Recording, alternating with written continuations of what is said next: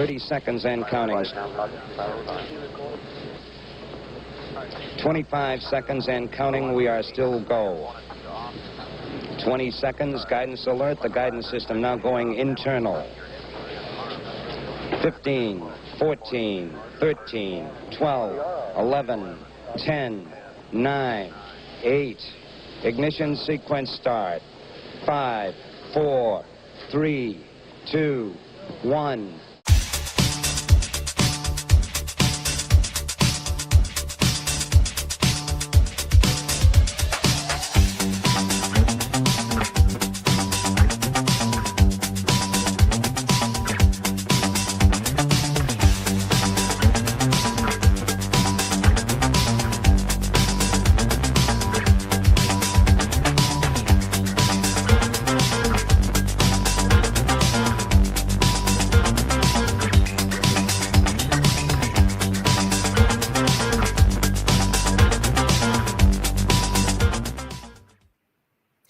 Good morning to most of my viewers in the Western Hemisphere. Good late afternoon or evening to my viewers in Europe and Africa. Good very early morning, or in some cases evening, I think, to my viewers in the Pacific Rim.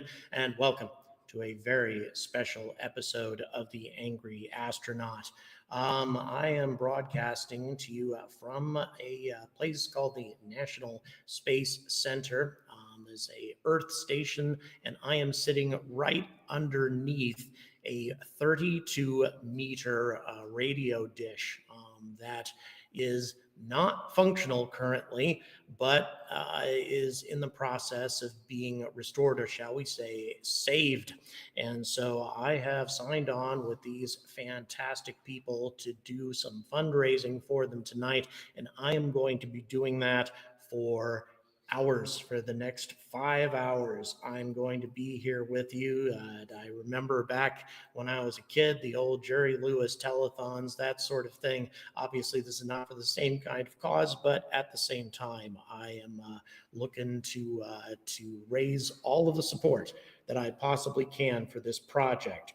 So let me explain why I'm here. But before I do, let me go ahead and find out where everybody's checking in from. Once again, I am just outside of Cork in Southern Ireland, where my family is from, actually. And we have Damien saying hello from Clifton, Ireland. Thank you so much for checking in. Hello, Sweden. Thank you so much for joining us this evening. Really do appreciate that. So yeah, gonna be an exciting night, I hope. Fort Marks, UK, thank you. Georgetown, Texas, thank you very much for checking in tonight. Really do appreciate that. Once again, not a huge topic tonight, so I wasn't expecting quite as many people to check in, at least not right off the bat. But I'm going to stay on here, and we're going to get more people wondering what's going on. Hello, Hamburg. Thank you so much for joining us this evening. So let me try to explain what this is all about. This facility used to be a telecommunications facility, and any sort of transatlantic telecommunications, in many cases, it had to go via satellite. Actually, I used to work in the telecommunications industry when this place was operational all the way through the late 90s. For those of you who recall, when you used to make calls to Europe, there would be a delay, kind of a click for a moment before you get responses, etc. That's because they had to run through these satellite stations. Obviously, with fiber these days, that's no longer really the case, and so this place was shut down. However, it was reactivated and is being used for communications with satellites, including the kinds of things. I'm not saying that Starlink was ever involved with this place, but things like Starlink, but also geosynchronous satellites, maintains communication as far as that's concerned. But the most ambitious thing that this place needs to do is reactivate this 32-meter antenna. But the most important thing at this stage is to save the antenna from the elements, because it's been left to essentially rust in the unforgiving Irish weather for a very long time now. And if we don't raise funds to preserve it, it's going to be lost forever, which would be a real tragedy because it costs $35 to $40 million to build one of these things to get them going. By the way, Wolverton, Milton Keynes, how about that? I am actually, my current flat where I'm staying is in Wolverton, Milton Keynes. Hello, Tokyo. Thank you so much for checking in. Really do appreciate you joining us today. And hello, Hamburg. And of course, our awesome producer in Yorkshire. So we need to save this dish. That's the first priority. And we have a GoFundMe linked here. And I am asking, usually when I ask for support for my channel, if it's something that's convenient, something that's, financially easy for you to do, that sort of thing. Tonight, I'm asking for a minimum of €5, £5, $5 from every single one of you. And I would really hope that you're in a position to do that because this cause is very important. We can restore service to this dish. That means that we are going to be able to carry out radio astronomy, deep space communications, and also to donate these services to academic institutions all over the world. And not only that, I had a little talk with the executive director about giving some access to SETI. And sure enough, if the Galileo project is interested in making use of some of the dish time here to listen for extraterrestrial signals, well, sure enough, they're going to be able to get some free dish time as well. So regardless of what sort of interest you have in space flight, in space science, let me tell you something, this is a way to contribute directly to something that is unquestionably going to matter in a very big way. And the good news that we have tonight is before we even got started, people started to contribute. And we already have, guys, and I didn't actually know this until just now, 254 euros have already been contributed in the few minutes that we've been live. Mind-blowing. And it's because of some awesome people such as Andrew Law with 100 euros. Andrew, who's been a fantastic supporter of not only this channel, but also of the Everyday Astronaut. Awesome fellow in Guildford. Thank you so much. And also for Airborne Bob, who came through with his 100 euro donation as well recently. And I'll tell you, I didn't even have a chance to let you folks know that if you donate 100 euros or more, we're going to put together a gift package for you, and I'm going to sign it personally, and we're going to send that out to you regardless of where you are in the world. We will send that out to you.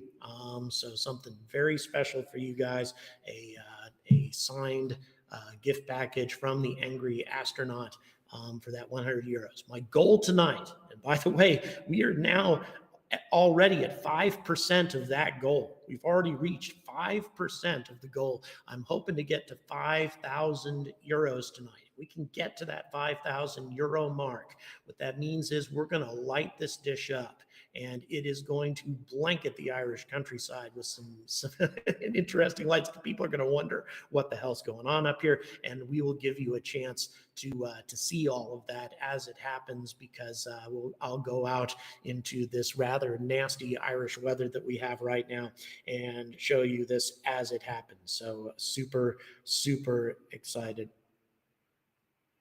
Excited. Appreciate that. Thank you, producer. Now, we're definitely in just a few minutes, actually, the executive director of this facility is going to, Rory Fitzpatrick, is going to be joining us here. You may remember him from last year. Last year, I had a chance to visit this facility, to tour it. I made a video about it, and Rory showed me about. Really fantastic fella. Everybody here, just amazing people, amazingly talented people as well, what they've been able to do to this place. I mean, just to put it into perspective. They're looking maybe about 3 million euros or something to restore full service to this facility. To save the dish will require substantially less than that, but 3 million euros or so to restore full service, most of which we're expecting is going to be provided through organizations like NASA and ESA, that sort of thing, once we get on their radar a little bit more, demonstrate that we can raise some money on our own. And in addition to that, there's a number of foundations, scientific foundations. I'm going to be helping out with some of the grant writing, et cetera, to try to raise some money that way. So once all of that is accomplished, as I say, about 3 million euros to restore full service. By way of comparison, if NASA were to build a new one of these 32-meter dishes, we're looking at a minimum of $35 million at the very least. And of course, we know the way the government works, it would be substantially more than that. And NASA already has a serious problem with their communications capabilities through the deep space network. So, you know, this is something that can provide support to the DSN. For NASA as well. So lots of, why has the UK abandoned this? Well, Steve, because it wasn't profitable anymore. And just so you know, this is in Ireland, and it was actually Europe that was responsible for building this, not British Telecom. This was not a BT facility like Goonhilly was, and although BT did abandon Goonhilly as well. Hello, Barney, from Yorkshire. Really do appreciate you check it out. And yes, that is correct. For clarifications, a purpose, that point was made that it's in Ireland, not Northern Ireland. So yes, the Republic of Ireland, therefore not under the UK. All right, and I can understand the confusion because I've been doing a lot of stuff from the UK lately. Holy majoli! A huge jump in our donations already. You guys are blowing my mind. 424 euros now raised in the first 11 minutes. Good God, you guys are amazing. James Priesing with 150 euros, follow at the top donation of the night, well, top donation period so far on this. That is mind-blowing. Once again, James, you have secured yourself a gift bag that's going to be hand signed, that I will sign for you. Also, Brendan Caulfield with 20 euros. Really do appreciate that as well. Also, some of the other donations we have coming in, Malti Kosian, I believe, with 7 euros. John Beach with 5 euros. A couple of anonymous donors, 20, 10, and 5 euros. Then Jonty with 15 euros and Chad with 5 euros. Really do appreciate everybody jumping in on this cause. You guys are absolutely fantastic. Blowing my mind, I'll tell you. Just totally exceeding expectations. I knew you guys were awesome, but I just didn't know how awesome until just now. You guys are really fantastic indeed. Okay, so yes, welcome to Cork. Yes, thanks indeed during a rainstorm. Yes, the Jameson Distillery. Yes, actually, Rory Fitzpatrick, the ED here, he was. He wanted to make sure the last time I came here, and I was here for less than 24 hours, by the way, he wanted to make damn sure that I went to the Jameson distillery before I left. So I got to do a whiskey tasting and all that. Even though I was here for less than 24 hours during my last visit, I did get to go there. So, and yes, once again, a couple of people are talking about this. There's some confusion. The reason is I've been in the UK a lot lately, so people are concluding that this is associated with Britain, but it is not. This is the Republic of Ireland. And Republic of Ireland, this facility here was not a British facility, not a BT facility. It was actually a combined European endeavor because they wanted to get superior services and less expensive services back in the day when satellite communications used to handle a lot of the transatlantic telephone traffic. Not really the case anymore with fiber and the internet and all of that. And so that's why this facility has a very different purpose. Also, I'd like to explain to you how this is all set up. The dish is set up on a separate organization that is a not-for-profit organization, and it has a 30-year lease through the government. What this means is even if this facility and the business associated with it, even the National Space Center, were to be bought by Elon Musk, for example. Let's say he wants to buy this whole facility to use it for Starlink or something like that. The big dish would still be under that over that umbrella on that 30-year lease, which means that no matter who owns this facility in the future, the dish will still have to, there still need to be dish time donated to educational institutions, universities, and also, as I said before, to SETI-type organizations like the Galileo Project. And by the way, they weren't even aware of the fact that I was going to be including them tonight. But as you guys know, ET stuff is very interesting to me, and I wanted to make sure that dish time was allocated for SETI-related projects as well. And the Galileo Project has earned a lot of my respect. Hello back to you, Jamie. Hello, Cornwall. Really do appreciate you checking in tonight. We have some, once again, people have been generous as all get out tonight.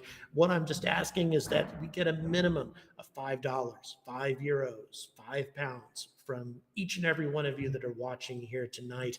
You know, that's it. Just if you can donate that, it would make a massive deal, because many people tune into my broadcasts, especially since I'm going to be on here for 5 hours. And so my goal is to get us up to that €5,000 mark, and we are nearly 10% of the way already. It's mind-blowing how rapidly the donations have been pouring in. Once again, the link is right here. It's easy to find, both in the description. It's also pinned here in the comments. And again, very, very important cause here, guys. This antenna, this dish, 32 meters, by the way. There are very few of these left in the world. It is going to deteriorate. It is going to be useless if we don't save it. So that's what this initiative is about tonight. And as I say, very thrilled that in the first 15 minutes, we have, let me go ahead and update this real quick just to see where we are. We've raised €500. We are already 10% of the way to my goal in a mere 16 minutes. So we're going to have Rory Fitzpatrick join us, and we're going to find out more about this project. Going to move the microphone over, and Rory, if you'd be so kind as to introduce yourself to the audience. I'm Rory Fitzpatrick. I'm the CEO of the National Space Centre here in Midleton in Ireland. We own the big dish. It's sitting on the roof of the building we're actually sitting in right now. I think if you look right behind us, you can see the waveguide coming straight in from the center of the dish down into where used to be a big line of up converters and down converters, which was fantastic. So I run and operate the facility here in Ireland, and we're, as Jordan has said, is that we're trying to get this back operating for radio astronomy and deep space communications. And it's amazing that already so much support. This is fantastic. These are my viewers, and I'll tell you, I was expecting big things, but this is bigger than I expected. Yeah, you see pictures in a minute. Like, the dish is filthy at the moment. It's very hard to keep things clean in Ireland because it rains a lot, and we're in the countryside where you have a lot of moisture in the air.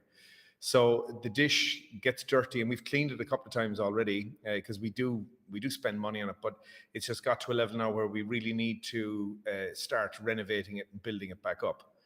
So we have a 5-phase plan, and there's two in the first phase. There's 2 parts to it. The first is to clean it, paint it, and grease it, just to get it back to a level where it's not falling to any more disrepair.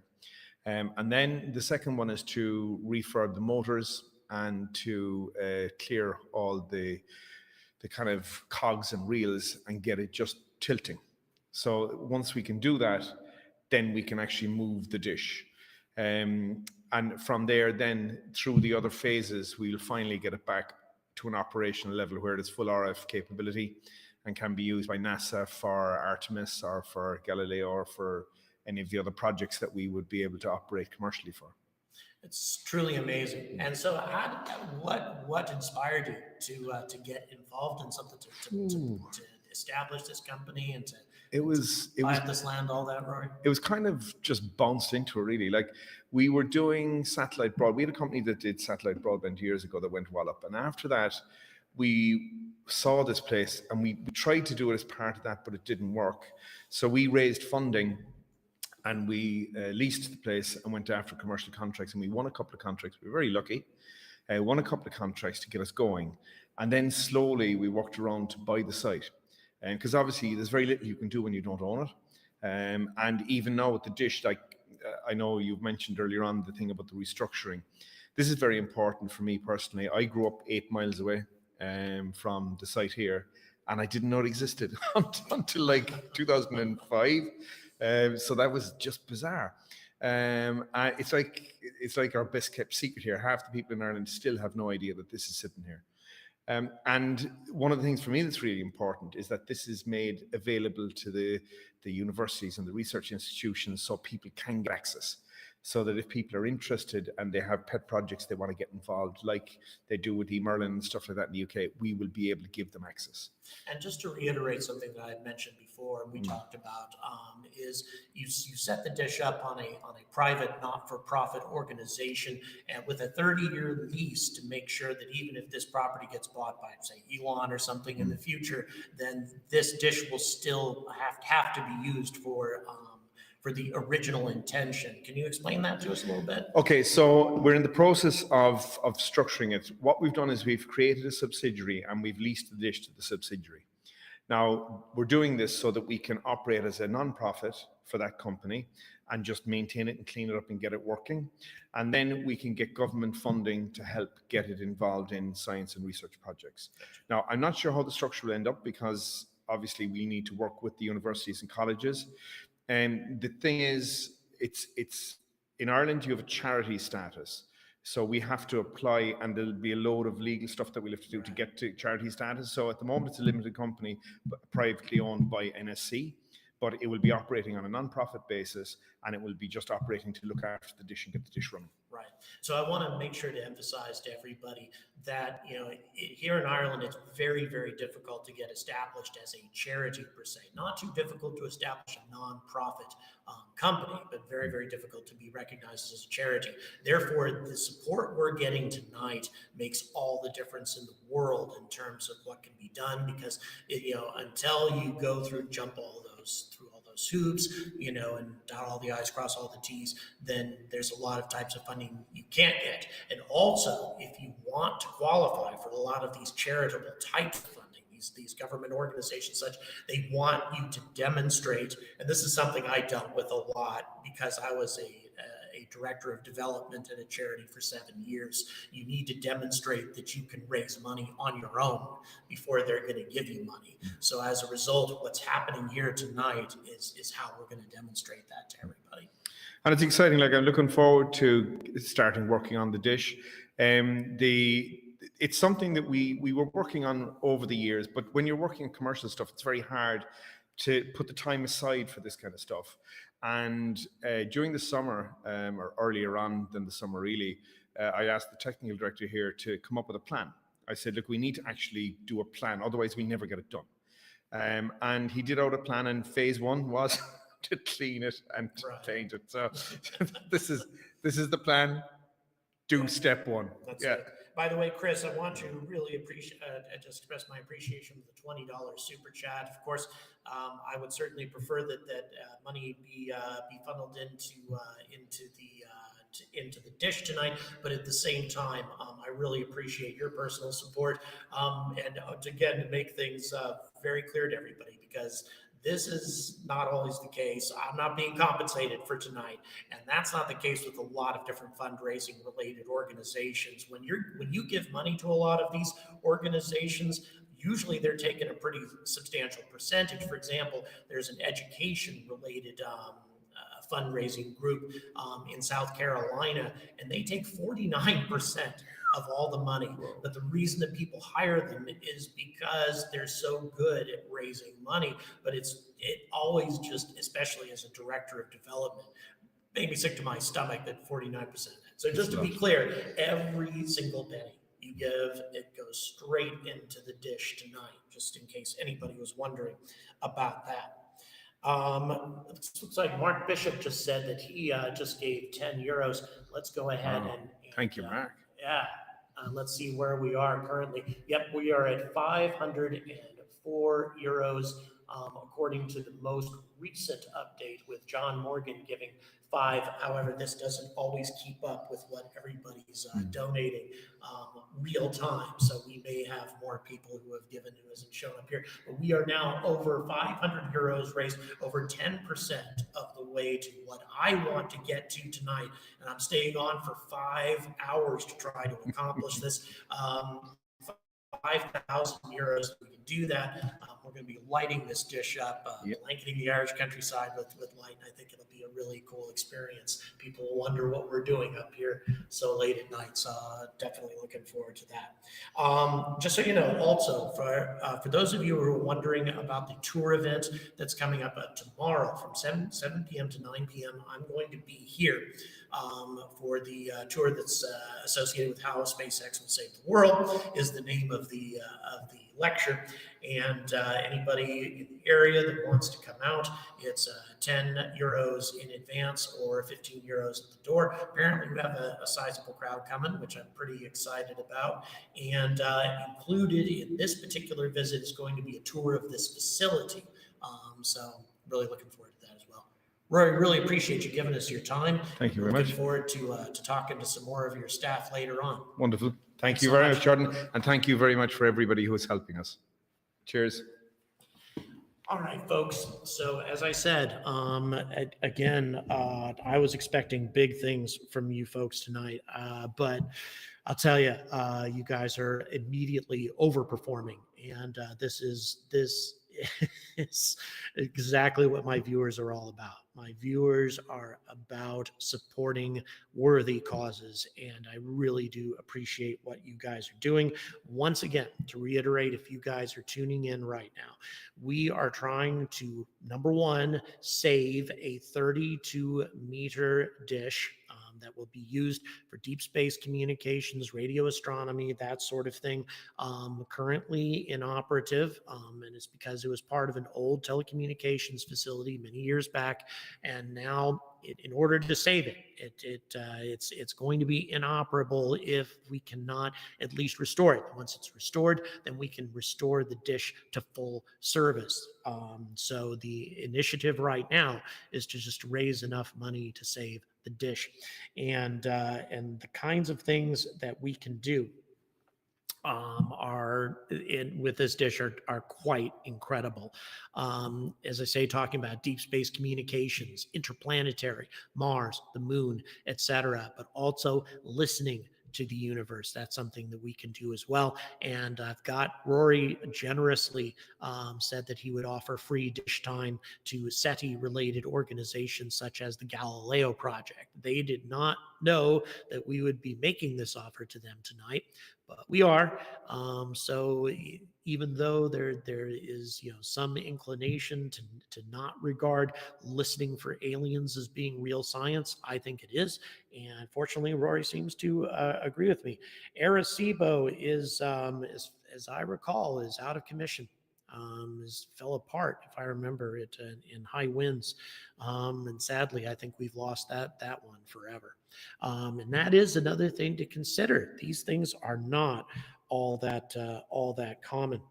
Oh, I'm so sorry. Yeah, apparently we have somebody just made a €5 contribution on super chat. Thank you so much.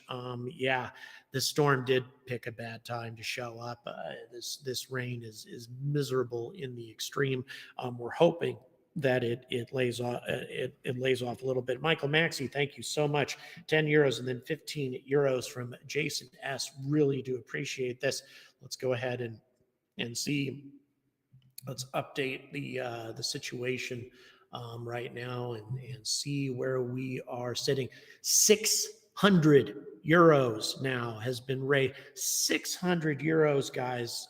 So now we are at 12%. 12% of the goal for the night that I wanted to reach, 5,000 euros, and we have accomplished that in the first 30 minutes of being being on the air. I'll tell you. No problem, producer. So you guys are amazing. Let's see. Let's have a look and see where these donations. We've got Jason Strothman with 15 euros. Let's go ahead and see some of the other. And Michael Maxey with 10 euros. Lawrence Butler with 5 euros. Jim Yoder with 20 euros. We have a Gerard, and I'm sorry, I'm going to mispronounce that last name. So HEJC. I'd like to say I'm terrible at names, but 25 euros. And then Stefan Bishop, 10 euros. Rene Tirick, 10 euros. John Morgan, 5 euros. John Joseph McDermott, 25 euros. Anonymous, 50 euros. Boy, you guys are just blowing my mind tonight. You guys are amazing. Thank you so much. You're making a huge difference to this cause, and I can think of no better cause for space enthusiasts to get a communications array like this up and running again, to open up our ability to communicate on an interplanetary basis, but also to listen for signals coming in from the universe. Truly astonishing things can be accomplished with this dish. And again, you are contributing to 30 years worth of science with your contribution tonight, because this not-for-profit organization, separate, just set up exclusively around the dish, has a 30-year lease with the government, whereby this dish cannot be used for any other purpose besides the ones that it was set up to be used for. And that makes oh, Joe Pilot, thank you so much for the super chat. Really do appreciate that. Thanks so much for that. And as I say, the link for the GoFundMe is pinned here in the comments, and also in the description. Edward says he'll let Elon know about the stream. Thank you, Edward. Who knows what he might do. I'll tell you, got some exciting stuff that could happen here. And once again, as I said, this will be used for a variety of different purposes. What I'm the most excited about, of course, are the SETI applications, because it's, these kinds of things don't get a lot of money, right? And the Galileo project is not swimming in cash or anything. Avi Loeb is not swimming in cash. So as a result, any sort of dish time that can be donated to that sort of thing, it increases the opportunity that we have for listening to the types of signals that might come in. Signals close to the hydrogen line, narrow band signals that we could identify as being from an artificial source. We've actually received a few of those that defy any sort of natural explanation. Could have a natural explanation that we just haven't figured out yet, but they tick all the boxes with the exception of not repeating. That is the only thing. Mountains of Elysium, thank you so much for bringing somebody else to the conversation. Really do appreciate that. I'm very glad to have you guys here. As I say, I'm staying on for 5 hours, and I am very committed to this cause, because the great people here, really talented people, just a very warm bunch of people too. Really, really nice folks here in Cork here in Southern Ireland, which, by the way, is where my family ancestry is from the Cork County. So yeah, super excited to bring the potential of radio astronomy to this region of Europe. But in addition to that, as I've mentioned before, this dish time will be donated to organizations across the world. It doesn't have to be just in Ireland. It doesn't have to be Europe. It doesn't have to be restricted by any geographical constraints. Instead, it's all about the cause, the information that they're trying to gather, and the need. And if they have a need for free dish time, well, that's what this organization wants to do, is give them free dish time. Okay, let's go ahead and check to see 629 euros now. You guys are blowing my mind, I'll tell you. It is mind-boggling what you guys are doing right now. I'm so grateful. Thank you so much. Lucas, and I'm going to mispronounce, I'm sure, Lucas Idzik for 10 euros. Chris Reynolds, 20 euros, just jumped on there as well, along with Jason and Michael, who donated recently as well. By the way, some of you have donated 100 euros or more. I want to remind everybody that if you do donate 100 euros or more, you'll get a gift pack from here, a lot of goodies, and I will sign it personally. So you get some signed swag from the Angry Astronaut. Hello, thank you so much for the super chat. Really do appreciate that, and I appreciate your desire to help as you can. And thank you so much for the first super chat on a live stream. I want to remind everybody though that the way you donate, even though I'm going to make a donation myself based on these super chats, the way you donate is to do it through the GoFundMe. Just click on that link either in the description or pinned in the comments. Well, Maximus, great that you have ancestors from Cork. Listen to nebulas, quasars, stellar nurseries through the radio telescope. Yes, Michael, indeed. We need a wow, wow, wow signal. You're right, Edward. A wow signal that repeats. That's of course, again, why would they know that? Why would anyone trying to communicate with us know that they need to do anything? A 12 or 1, 2 or whatever, 20 euros sent to the telescope. Really appreciate it. Boy, you guys are absolutely fantastic. Andy, once again, deeply appreciate the donation you made. And once again, remember that you're going to get some signed swag for me as a result. And given the fact that we live real close to one another, I'm going to hand deliver that one to you. How does that sound? I'll bring that to you personally. Let's see, fundraise, yes. Just to answer your question, we are going to be raising money from many other sources, both corporate institutions and also grants. I'm going to be doing some grant writing, mostly to American foundations. A lot of them tend to be pretty generous to scientific endeavors. But before you can do a lot of that sort of thing, a lot of these organizations want to demonstrate that you are capable of raising money on your own. I spent 7 years as a director of development for a charity that houses low-income addicts in South Carolina, and as a result, I just learned a lot about how to raise money for charities, and that is a big thing. Is they want you to demonstrate that you're capable of raising money by yourself. So that makes a big difference indeed. By the way, those of you who are, if you're going to be tuning out at some point here, I released a video an hour ago about the current status of SLS. I'll bet you guys can imagine that it's not great news for SLS, because that's just how things are. But in any event, that's doing very well. We've got almost 2,400 views on that in the first hour. Really appreciate everybody tuning in to that. So we're keeping the content coming to you one way or another. All day from the Angry Astronaut. So sure hope that's the case. Andrew, thank you so much for saying that. Like I say, I got acquainted with what these people were doing when I came out to visit them last year. Really, really just happy with everything that I saw. And I just noticed that the dish was inoperative at the time.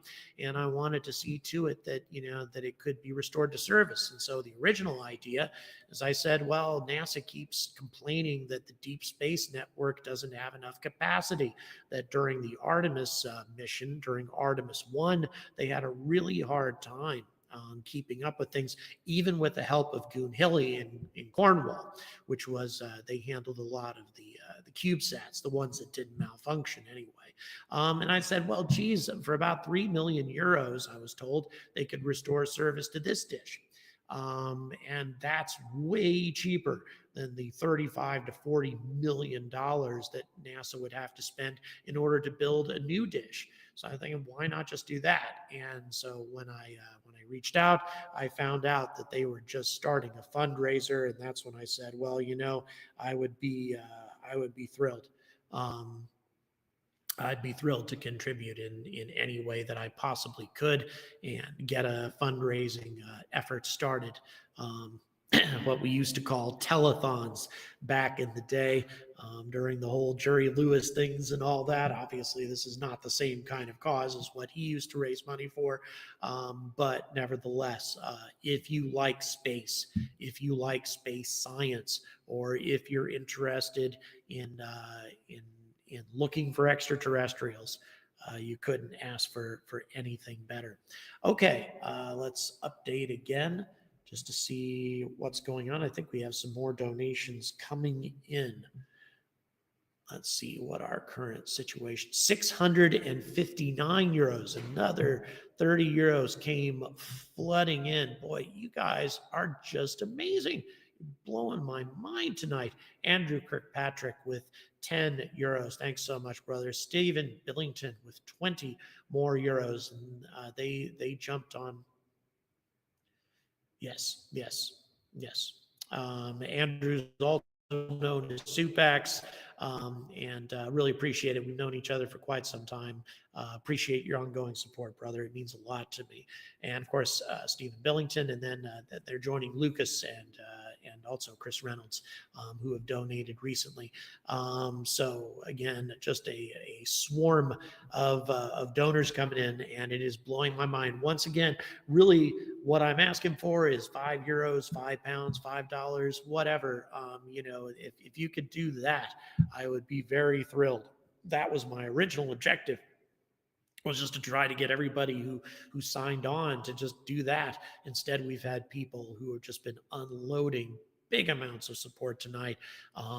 Blowing my mind. Thank you so much, because this is definitely, I can't think of a better cause if you like space.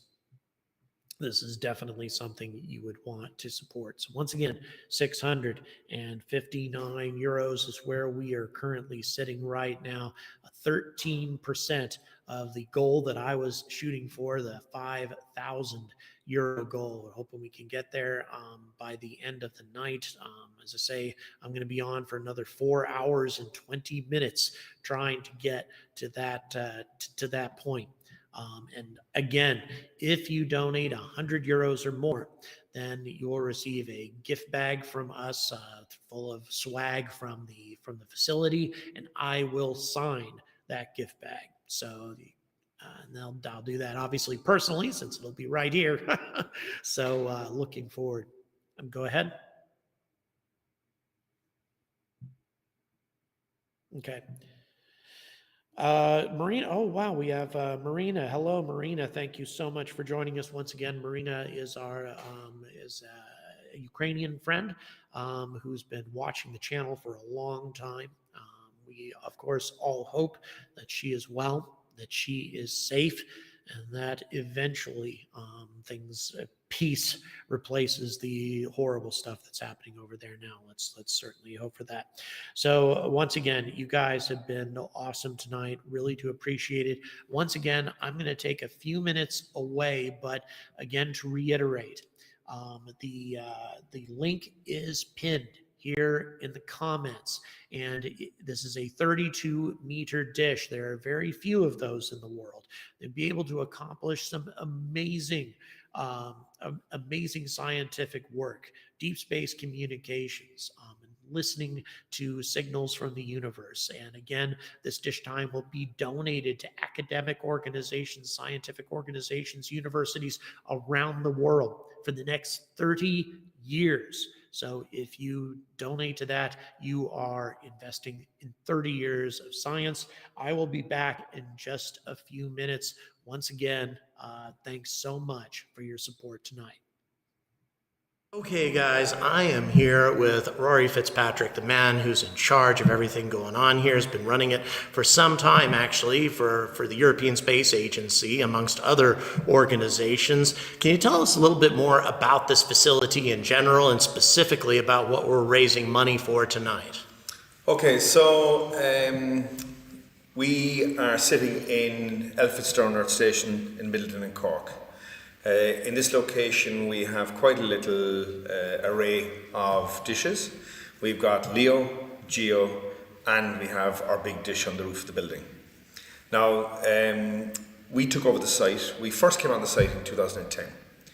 We bought the site in 2015, and since then we've been trying to build the business of a teleport with international satellite owners and operators, beaming stuff up and down to their satellites.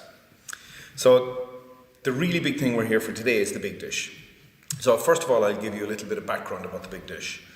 So the big dish it's a 32-meter C-band standard A antenna. It was built by NEC and General Dynamics back in the 80s, and it was built to carry telephone traffic from Europe to America. So I don't know, people my age and older may remember that when you rang America there was a time delay.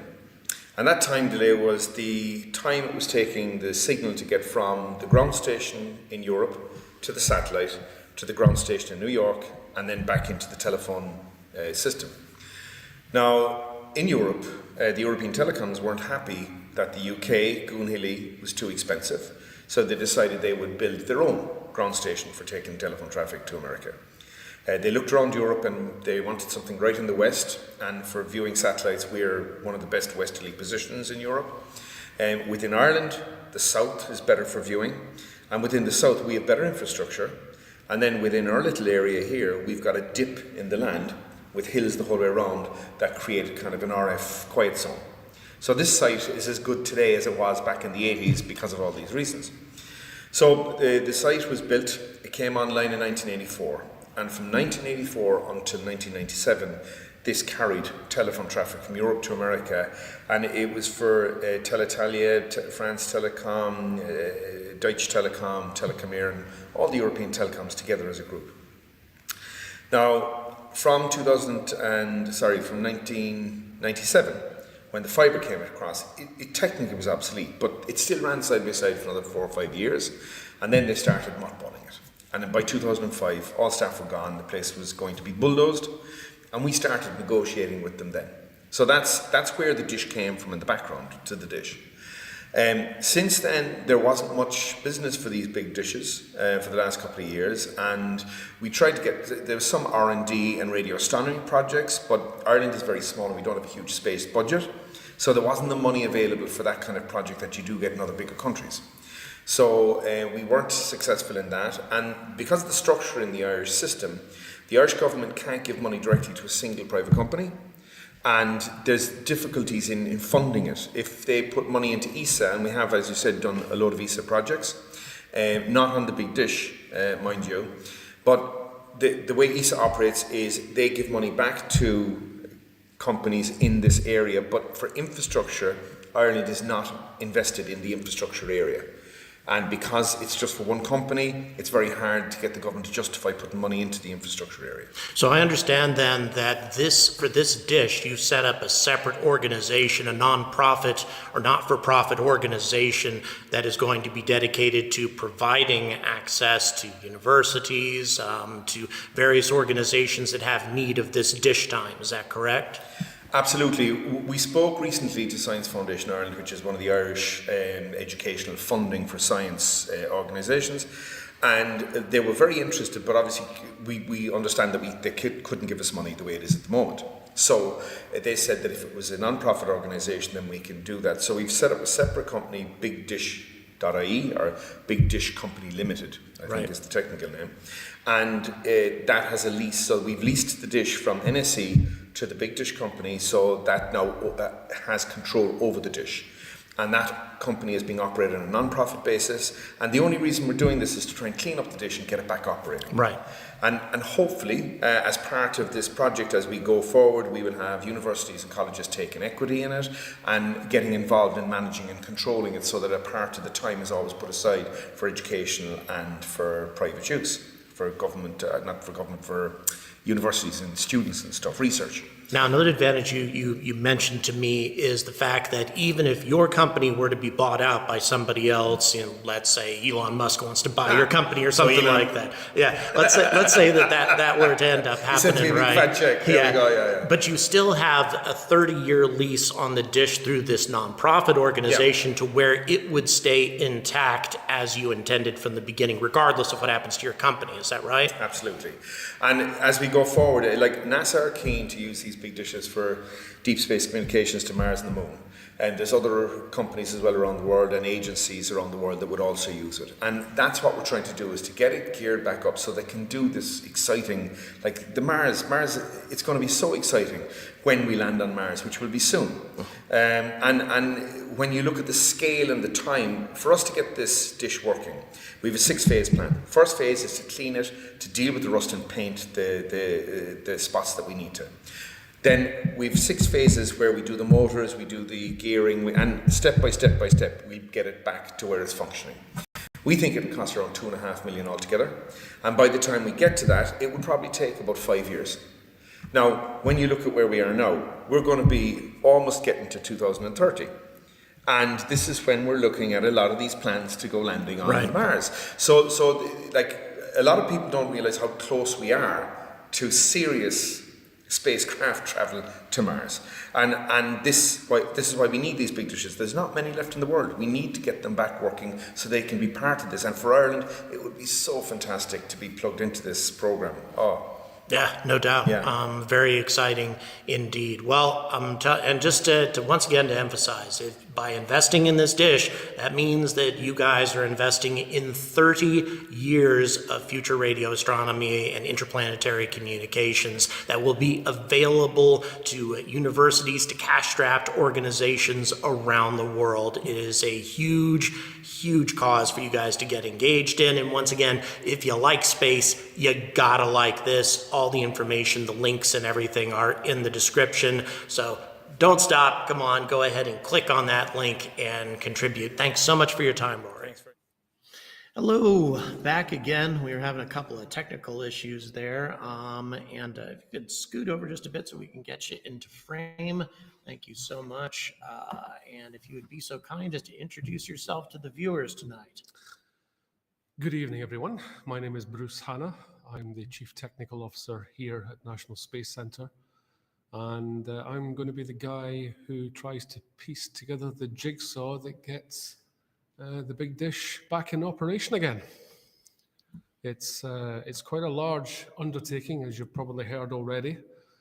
We have a 5-phase plan, which we intend to carry out over the next few years to bring it back up in various stages of operation, because there are certain milestones that we can achieve that will get us access to astronomy programs in the wider world when we can demonstrate capability. So that's effectively it in a nutshell. I can get into a little bit more detail if you're... Oh, please, Yeah? why don't you tell us a little bit about the plan to restore the service? Once again, guys, I do apologize. I've got a couple of little technical issues that I'm dealing with right now while you're talking, but you are being watched. so Big Brother is watching you at the moment. That's fair enough. That's fair enough. I'm used to that, yeah. Good. So our 5-phase plan is to, in the first instance, restore movement in the up and down and the left, right, the azimuth and the elevation, which means getting the motors and the power connections all back up, the gearboxes all reconditioned. After that, then, and there's obviously a level of fundraising involved for that phase. After that, then we will switch, now that we can point the dish, we will then switch to some passive sensing with instrumentation, which we can then target specific portions of the sky and listen in with some rudimentary instrumentation. And this will give us a tie-in to the third level institutions, because then we can start to actually assist them if they have any science that they want to perform. So then phase 3, once we've established that capability, is to do a full detailed survey of the antenna, and that's crawl all over it, examine every nut, every bolt, the face of the antenna. We'll probably have to bring it up to modern standards. We'll probably have to do a bit of photogrammetry, which is kind of very interesting analysis on the curvature of the dish. It's the and there's a whole host of electrical, mechanical, and motion control. Probably then we'll look at some detailed motion control, and the what's the phrase I'm looking for? The use cases. That we'll finalize the use cases, and in that will be the instrumentation. So, for example, do we need some fairly serious cryo units for what people want to do? Do we even need to look at an atomic clock for synchronization? Because one of my own ambitions for the dish is to get involved in things like VLBI, very long baseline interferometry, where you have antennas like this in different parts of the world, say in Africa or in other parts of Europe or even in North America, and they all look at the same patch of sky at the same time, perfectly synchronized by these atomic clocks, and you create a very large aperture. So rather than just having one 32-meter antenna, you have several, and therefore you increase the quality of your observing. Now, that's how they imaged a black hole not that long ago, I believe right? so, yes. By Mhm. linking together those antennas in different parts of the world in Yep. order to accomplish that. That's very ambitious stuff you're working on there. That's great. But it takes antennas like these. I mean, this is the 8th. This antenna design is the 8th largest in the world. There are larger ones out there. There are several ones of these at 32 meters. It's the 8th largest. And some of them have gone, and other ones have been retasked. We want this one to be retasked. This one here is actually, I know Rory was touching on it earlier, but it has a very special place in Irish telecommunications history, because when this antenna came online back in 1984, Ireland gained independence in telecommunications, because for the first time, telephone traffic could travel point to point directly without having to pass through a third country, because everything was going by submarine cable at that time. So from that point alone, its preservation as a monument to foresight within Ireland at the time is in itself a reason for preservation. So then once we do back onto the 5-phase plan, once we do the full survey, then that will take us on to actually performing the full refurbishment based on the outcomes of the survey, all the tasks we have to do then, and that will include installing the back end and the very sensitive equipment that I anticipate will be required, and all the subsystems, and setting up the processes by which we will interface with the astronomy community and give Telescope time on the basis of proposals that will come into us. And then phase 5 is go live and be fully operational within the community and performing good observations and fueling good science. That's the 5-phase plan. Sounds very exciting. It sounds like quite an endeavor as well, quite a complicated series of steps you have to go through. But of course, we don't get to do any of that if we don't preserve this telescope. So obviously, and it is suffering the more time that it spends inactive and subjected to the local weather. All of this will be for naught if we don't get this taken care of soon. And so that's what we are doing tonight, is trying to get as much support as possible. Once again, the easiest way to contribute to this, the best way to contribute is the GoFundMe is linked in the comments, and it's also in the description. €5, $5, £5, whatever you can give, and be very, very grateful indeed. As I say, if you like space, if you like space science, this is far and away the best cause that you could possibly donate to. For €100 or more, or $100 or more, whatever, then you will receive a gift bag, a pack of different swag from the facility, and I will sign it. So you'll have some signed swag from the Angry Astronaut. How did you get involved in this? That's a very good question. I have to hold my hand up and say that I have been a space nut since I was about, 6, 7, maybe 8 years old. My dad led me outside one evening and said, "Look up," and here was Skylab flying by. All right. And this was back in Scotland. And I thought, wow, there's people up there. Yeah. And I have a vague memory of being dragged out of bed as a kid and seeing these grainy pictures of fellows in spacesuits bouncing around on the moon. I think it's probably one of the last Apollo missions. I was like, but ever since Skylab, I was utterly hooked, and I think destined for engineering. But at that time, opportunities in space were very limited for coming through college. So I've always been involved in space. I've always been in engineering. And then from engineering, it went into software. And from software, it went into communications. And from communications into satellite communications. And then here. So I am the kid in the toy shop with the keys. And every day is different. And that's why this is going to be fascinating because, yep, it is a slightly nebulous exercise, but at the end of the day, it's engineering.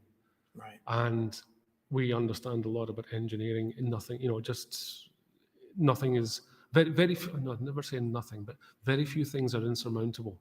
So if you have the impetus, the reason, and the means, you can achieve huge things. And that's one of these huge things is bringing the Big Dish back online. The project name, as we call it, is actually Big Dish, bringing the Big Dish back to life. Big Dish Back to Life is the project name. And that's effectively what it is because it's been sitting idle for some years. It has plenty of life left in it.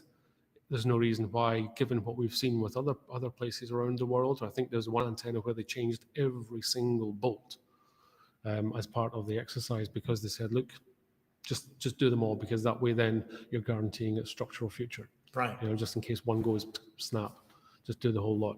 Huge undertaking, but again, that dish will now go on for as long as they keep painting it, as long as there's no reason why it should ever, you can change a motor, you can replace a gearbox, you can change your electrical setup, you can do all of that. The structure, look at the bridge near Edinburgh in Scotland, the fourth bridge where the trains go over. They just keep repainting that. It's been there for I think something like 200 years, still standing. Yeah.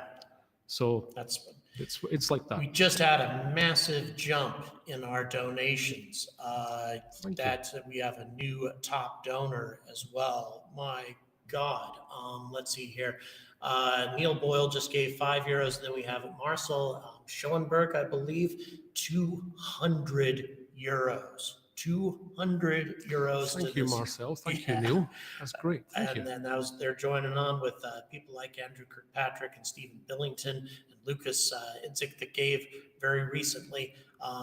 Took another big leap forward here. We now have 17% of the goal that I'm shooting for tonight is €5,000, and I'm going to be on for 4 more hours trying to reach that goal. If we can get there, then we are going to light up the dish. We are going to flood the Irish countryside with light and make people wonder what the hell we're doing up here. Once again, to reiterate what we are trying to accomplish and why we're taking donations, we need to restore access to this functionality to this 32-meter dish. We need to save this 32-meter dish from the elements because it's in danger of just being beyond the point of no return. If we can do that, then the time is going to be donated. We're going to give dish time to to academic organizations around the world, and also to SETI-related organizations. Talked to Rory about that, and the Galileo project,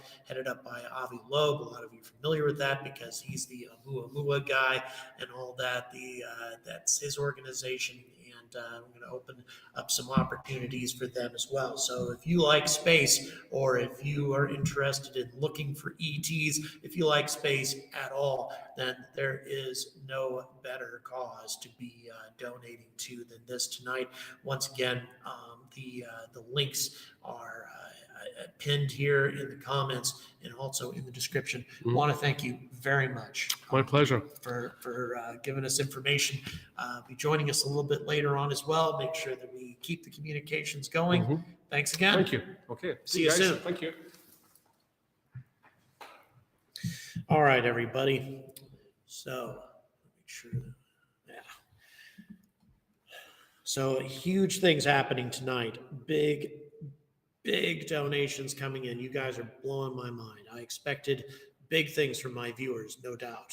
I definitely expected big things, but you guys are surprising even me. I knew what you guys were capable of doing. I knew that that you would definitely be generous to a cause like this, but I just didn't know how generous. At 864 euros raised in the first hour of broadcasting, boy, that blows my mind. Once again, I want to thank you very much.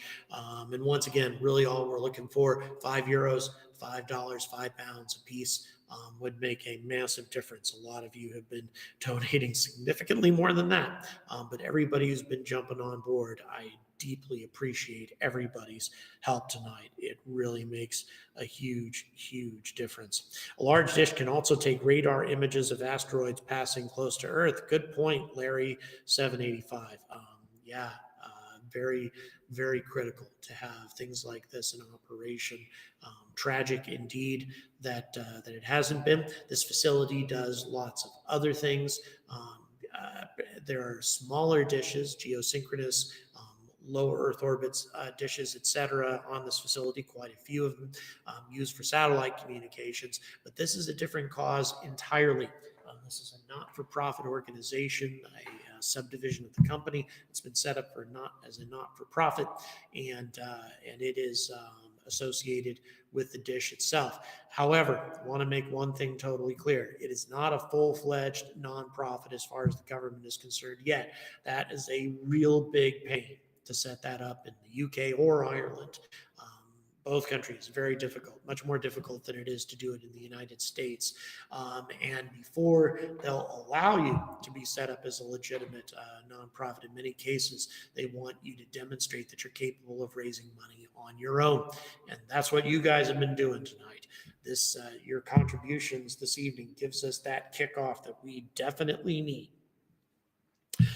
So that a lot of the multi to where maybe a donation of $100,000 or $200,000 might be forthcoming from other organizations. From Newport Beach, SoCal, thank you so much. Way back, yes indeed. Never too late to replay. Yeah, I guess we got folks who are joining in a little bit late in the broadcast, but I'm gonna be here for a long time. Just so you know, this is a very important cause for me. This is a place that I got familiar with last year when I came to visit. I was really impressed with the people that I met here, and I know that given the opportunity, they're going to do a hell of a job. They already do lots of work in terms of providing communication for various types of satellites, but they want to take it to the next level. They want to do some radio astronomy. They want to listen to the universe. And because you guys are contributing tonight, that is what's going to make all of this possible. And I'll tell you, you've just been extraordinarily generous. And just to be clear, those who have hit those big numbers, the €100 or more, I will be sending you out a gift bag with some swag in it, and I will be signing that for you. So a little incentive for those of you who value stuff from me anyway.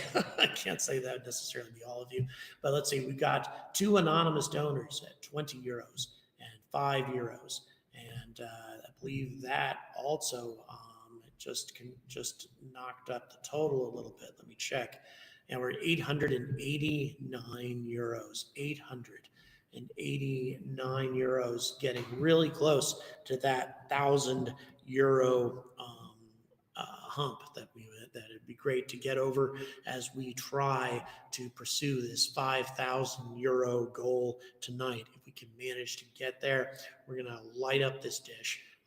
We're going to take the camera out and show you guys what you're looking at, and it's going to be an amazing thing to see.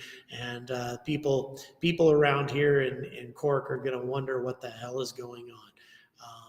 We're definitely going to make a statement.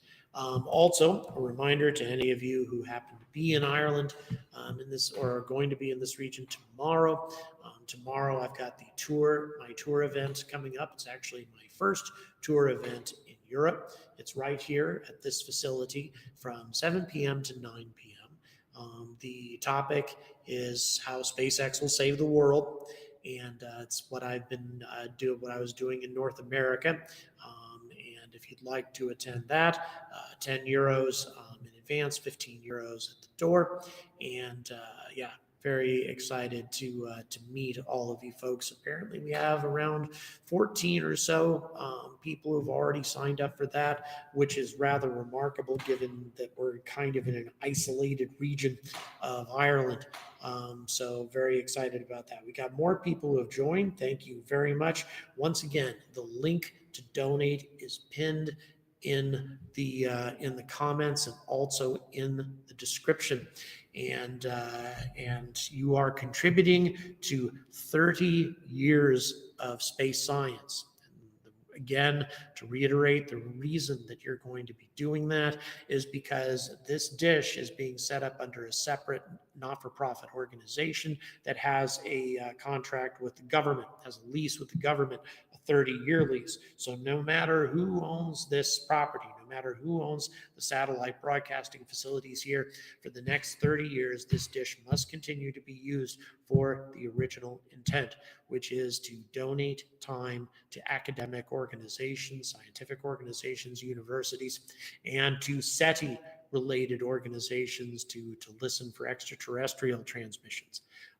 So a lot of exciting stuff. And I'll tell you, for all the years that I've been involved in reporting on extraterrestrial stuff, all the time that I've been interested in that topic, shall we say, I've always wanted to see if I could personally make it possible for these organizations to get more dish time so they can have more time to analyze or just listen to regions of the sky, listen for potential signals from extraterrestrial civilizations. One of the biggest problems that we face is you need to be listening to the right area of the sky at the right moment.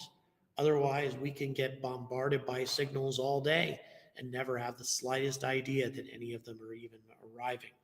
And once again, in its own way, this antenna will contribute to that effort by donating time. You don't even have to buy time, donating time to organizations like this, whereas many scientific facilities won't do that. They won't give time to weirdos looking for aliens, but this facility will, because that's an important scientific pursuit as much as anything else. Really appreciate people watching today, and I'm going to be on here for a long time to come tonight.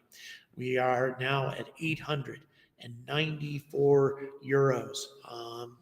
We had a recent, let me go ahead and see, looks like we got another 5 from somebody. I want to see who that is real quick. Nigel Sadler, thank you so much. 5 euros, adding on to 2 anonymous donors who gave 20 and 5 euros respectively. And then Marcel Schoenberg with 200 euros. And once again, 100 euros or more entitles you to a gift bag of swag from this facility, which I will personally sign.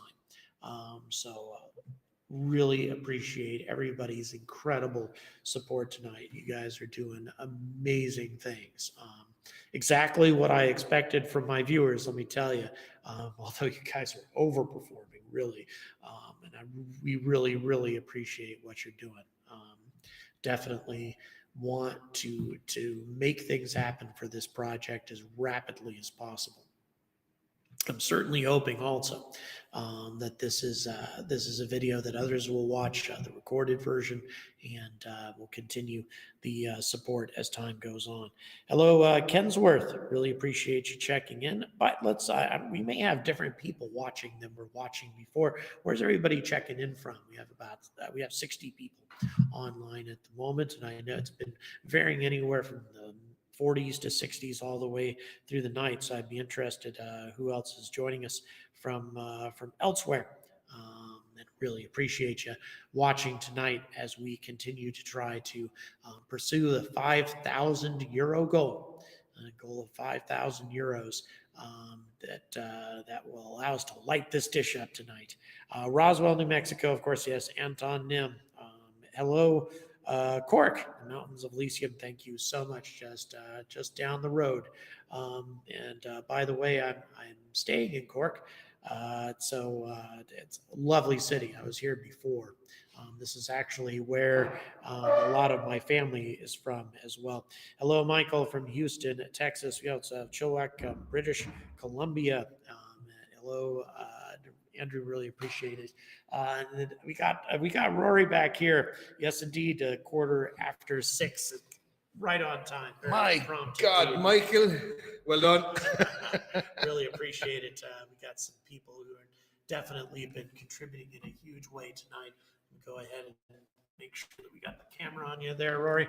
All right, so for those who are only just recently joining us, let's go ahead and if you could be so kind as to introduce yourself to the viewers real quick.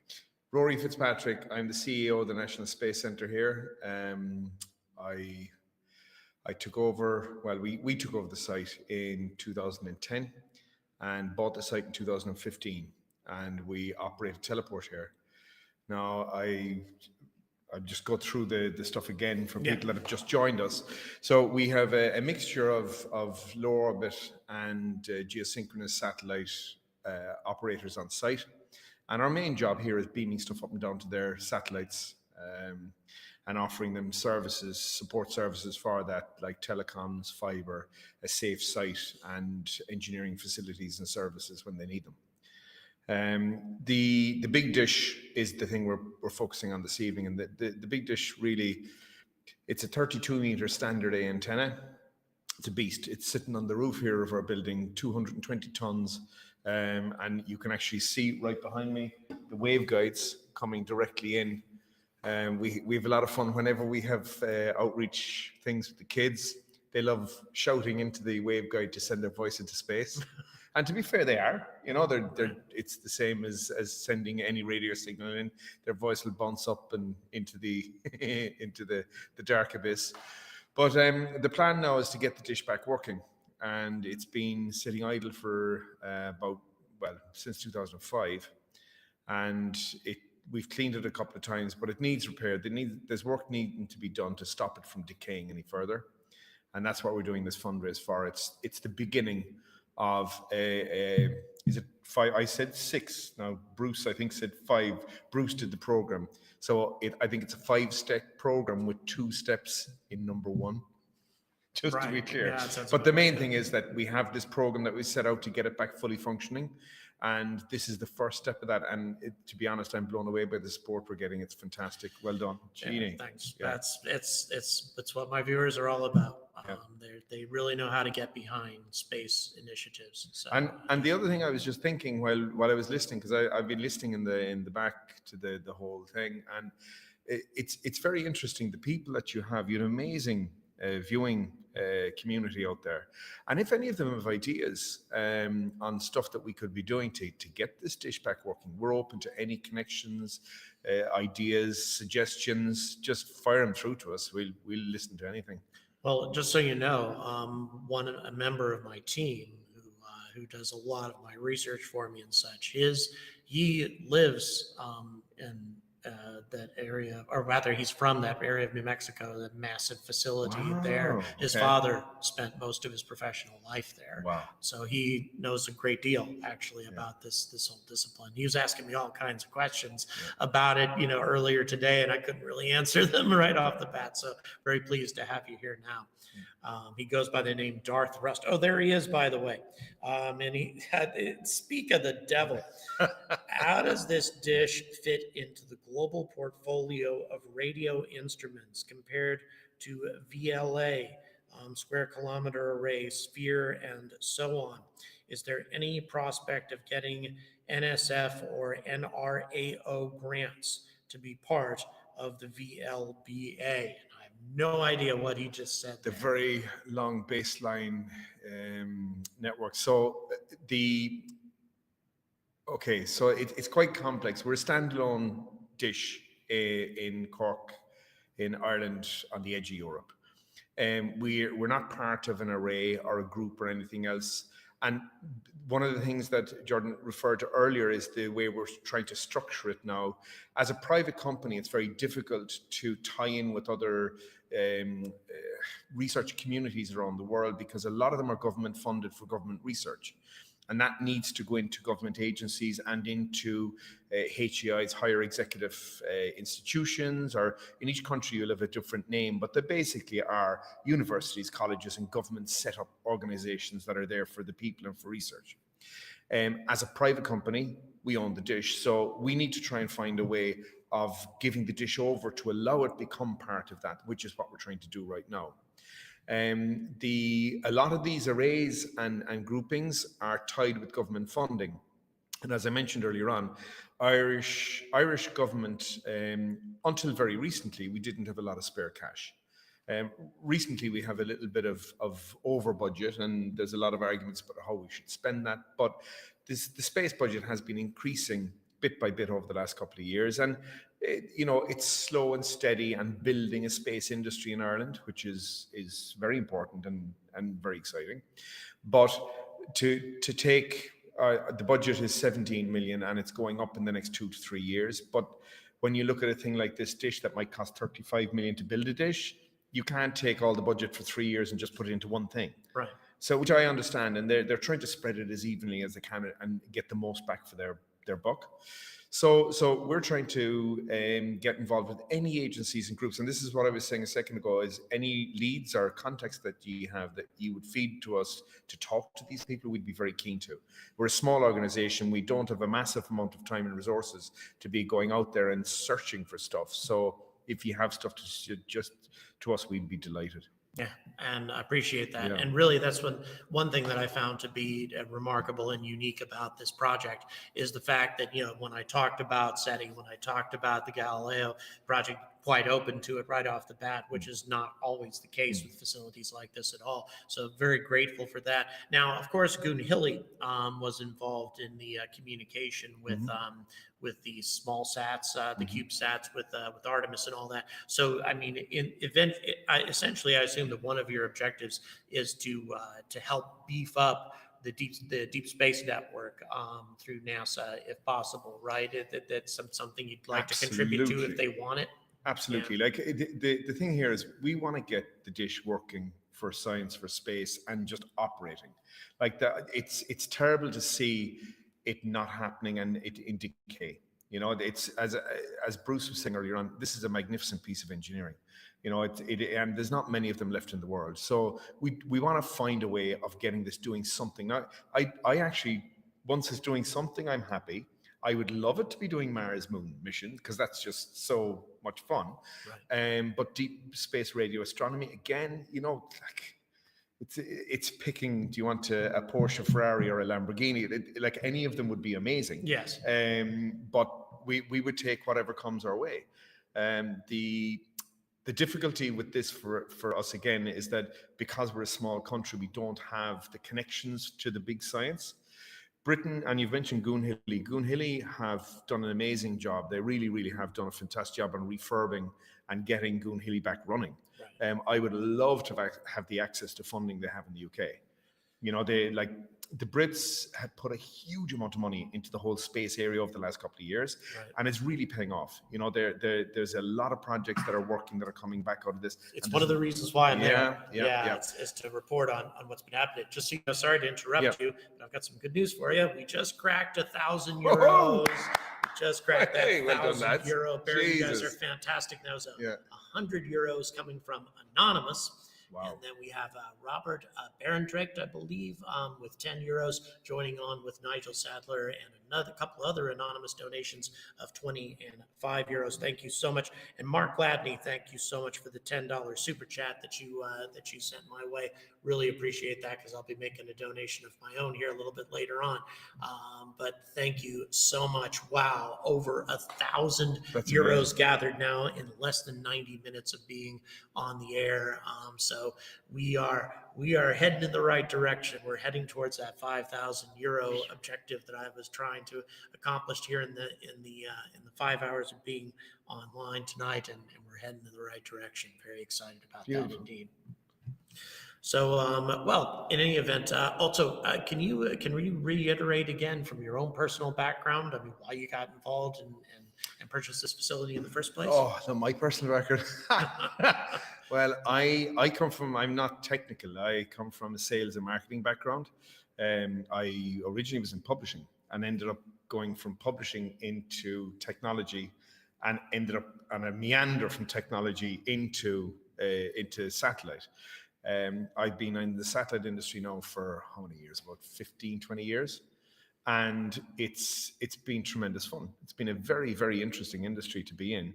It's fascinating. I've just come back from IBC over in Amsterdam earlier on this year. And I think that I find fascinating right now is you had a big dip through COVID and coming out of COVID, where the geo market got a real battering, because broadcast is shifting from big broadcast money into networks. So everyone now, no one really watches broadcast TV anymore. Everyone watches on their handheld device or their iPad. Right. And because of this, there was a really, really big dive down and a dip in revenues, and real pressure on the big satellite operators and owners in that area. And they're now shifting into the mass distribution networks and into the LEO market. And I think Starlink is miles out in the lead, and they really, really have got a march in everyone. But there's a huge, it's so amazing when you look right now at the industry. We've got Telesat, Kuiper, you've got so many companies just in America. You have all these companies coming out. Right. And then we're going to have India, China, Japan, Russia. They'll all be doing their own networks. So the amount of satellites we're going to end up is insane. just phenomenal. And like right now, if you look, the Kuiper satellites went up last week, and they had a successful launch. Now they were only 2, and Elon is spitting out 50 or 60 at a go at the moment. Like it's just funny to watch. It's so insane the amount they're delivering compared to a couple of years ago. And just to give people that are watching, younger people here, a little bit of scale, we started here in 2010, and there was 6,500 satellites in space at that time. Now that's all the satellites. Right. That's all the military, all the surveillance, all the broadcast, all the nations. The whole lot was 6,500 satellites. Right. And I think Elon is just about at 6.5 on his own. My God. I'm not sure what his number is right now, but the last time I looked, they were about 3,500, and that was about 6 or 8 months ago. Right. So, and they keep spitting them out. So he's going to hit above that himself within no time. And then all the other networks, you'll have hundreds of thousands of satellites up there. You know, so it's an exciting time to be in the industry. For the radio astronomy stuff, we need to be able to see into deep space. We need to be able to look out there. Like, we're going to be out there among the stars now. Right. And we need to be able to see what's coming next and see where to go. So well, it's does make it all possible. Yeah. It's very exciting indeed that you're giving us that opportunity. Well, I appreciate your time, Roy. Thank you so very much. I'm sure we'll see you a bit later on. Folks, I am going to go ahead and take a few minutes away. During that time, we have some B-roll. If you missed part of that interview, we have a B-roll that we took earlier of my interview with Rory. So we're going to run that for you here, and I will be back in just a few minutes. Once again, everything is linked either in the description or pinned here in the comments. please support this initiative if you haven't already, and thank you so much. Okay, guys, I am here with Rory Fitzpatrick, the man who's in charge of everything going on here, has been running it for some time, actually, for the European Space Agency, amongst other organizations. Can you tell us a little bit more about this facility in general, and specifically about what we're raising money for tonight? Okay, so we are sitting in Elphinstone Earth Station in Midleton in Cork. In this location, we have quite a little array of dishes. We've got LEO, GEO, and we have our big dish on the roof of the building. Now, we took over the site. We first came on the site in 2010. We bought the site in 2015, and since then we've been trying to build the business of a teleport with international satellite owners and operators, beaming stuff up and down to their satellites. So the really big thing we're here for today is the big dish. So first of all, I'll give you a little bit of background about the big dish. So the big dish it's a 32 meter C-band standard A antenna. It was built by NEC and General Dynamics back in the 80s, and it was built to carry telephone traffic from Europe to America. So I don't know, people my age and older may remember that when you rang America there was a time delay. And that time delay was the time it was taking the signal to get from the ground station in Europe to the satellite, to the ground station in New York, and then back into the telephone system. Now, in Europe, the European telecoms weren't happy that the UK, Goonhilly, was too expensive, so they decided they would build their own ground station for taking telephone traffic to America. They looked around Europe and they wanted something right in the west, and for viewing satellites we're one of the best westerly positions in Europe. Within Ireland, the south is better for viewing, and within the south we have better infrastructure, and then within our little area here we've got a dip in the land with hills the whole way around that create kind of an RF quiet zone. So this site is as good today as it was back in the 80s because of all these reasons. So the site was built, it came online in 1984. And from 1984 until 1997, this carried telephone traffic from Europe to America, and it was for Teletalia, France Telecom, Deutsche Telekom, Telekom, and all the European telecoms together as a group. Now, from 1997, when the fibre came across, it technically was obsolete, but it still ran side by side for another 4 or 5 years, and then they started mothballing it.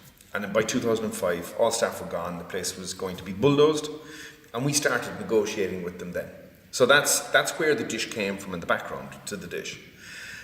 Since then, there wasn't much business for these big dishes for the last couple of years, and we tried to there was some R&D and radio astronomy projects, but Ireland is very small and we don't have a huge space budget, so there wasn't the money available for that kind of project that you do get in other bigger countries. So we weren't successful in that, and because of the structure in the Irish system, the Irish government can't give money directly to a single private company, and there's difficulties in funding it. If they put money into ESA, and we have, as you said, done a load of ESA projects, not on the big dish, mind you, but the way ESA operates is they give money back to companies in this area, but for infrastructure, Ireland is not invested in the infrastructure area.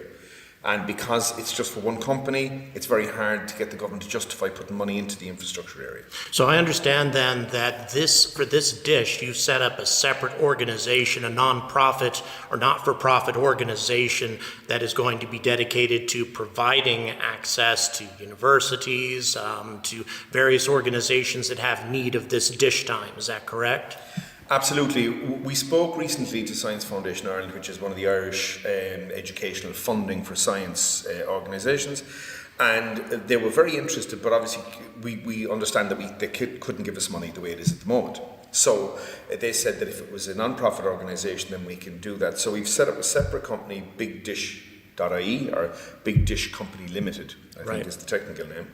And that has a lease, so we've leased the dish from NSE to the Big Dish Company, so that now has control over the dish. And that company is being operated on a non-profit basis. And the only reason we're doing this is to try and clean up the dish and get it back operating. Right.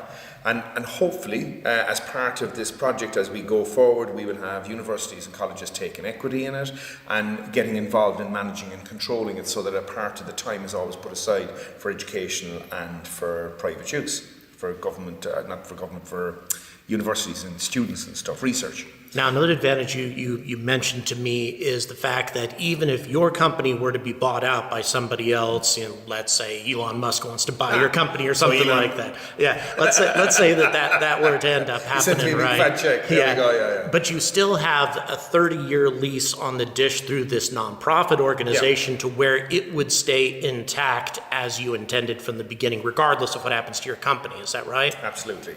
And as we go forward, like NASA are keen to use these big dishes for deep space communications to Mars and the Moon. And there's other companies as well around the world and agencies around the world that would also use it. And that's what we're trying to do, is to get it geared back up so they can do this exciting, like the Mars, it's going to be so exciting when we land on Mars, which will be soon. And when you look at the scale and the time, for us to get this dish working, we have a 6-phase plan. First phase is to clean it, to deal with the rust and paint the spots that we need to. Then we have 6 phases where we do the motors, we do the gearing, and step by step, we get it back to where it's functioning. We think it will cost around $2.5 million altogether. And by the time we get to that, it would probably take about 5 years. Now, when you look at where we are now, we're going to be almost getting to 2030. And this is when we're looking at a lot of these plans to go landing on Mars. So like, a lot of people don't realize how close we are to serious spacecraft travel to Mars. And this is why we need these big dishes. There's not many left in the world. We need to get them back working so they can be part of this. And for Ireland, it would be so fantastic to be plugged into this program. Yeah, no doubt. Yeah. Very exciting indeed. Well, and just to once again to emphasize, by investing in this dish, that means that you guys are investing in 30 years of future radio astronomy and interplanetary communications that will be available to universities, to cash-strapped organizations around the world. It is a huge cause for you guys to get engaged in. And once again, if you like space, you gotta like this. All the information, the links and everything are in the description. So don't stop. Come on, go ahead and click on that link and contribute. Thanks so much for your time, Rory. Thanks very much.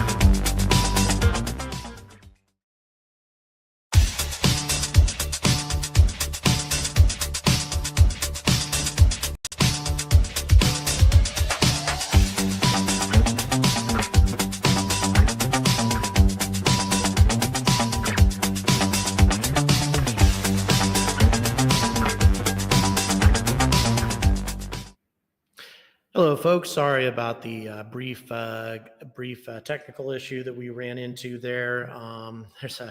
It's typical extreme Irish weather going on at the moment, but it just happened to go that way. Initially, the weather forecast last week, it was looking like things were going to be okay for this broadcast, and then all of a sudden, well, guess what?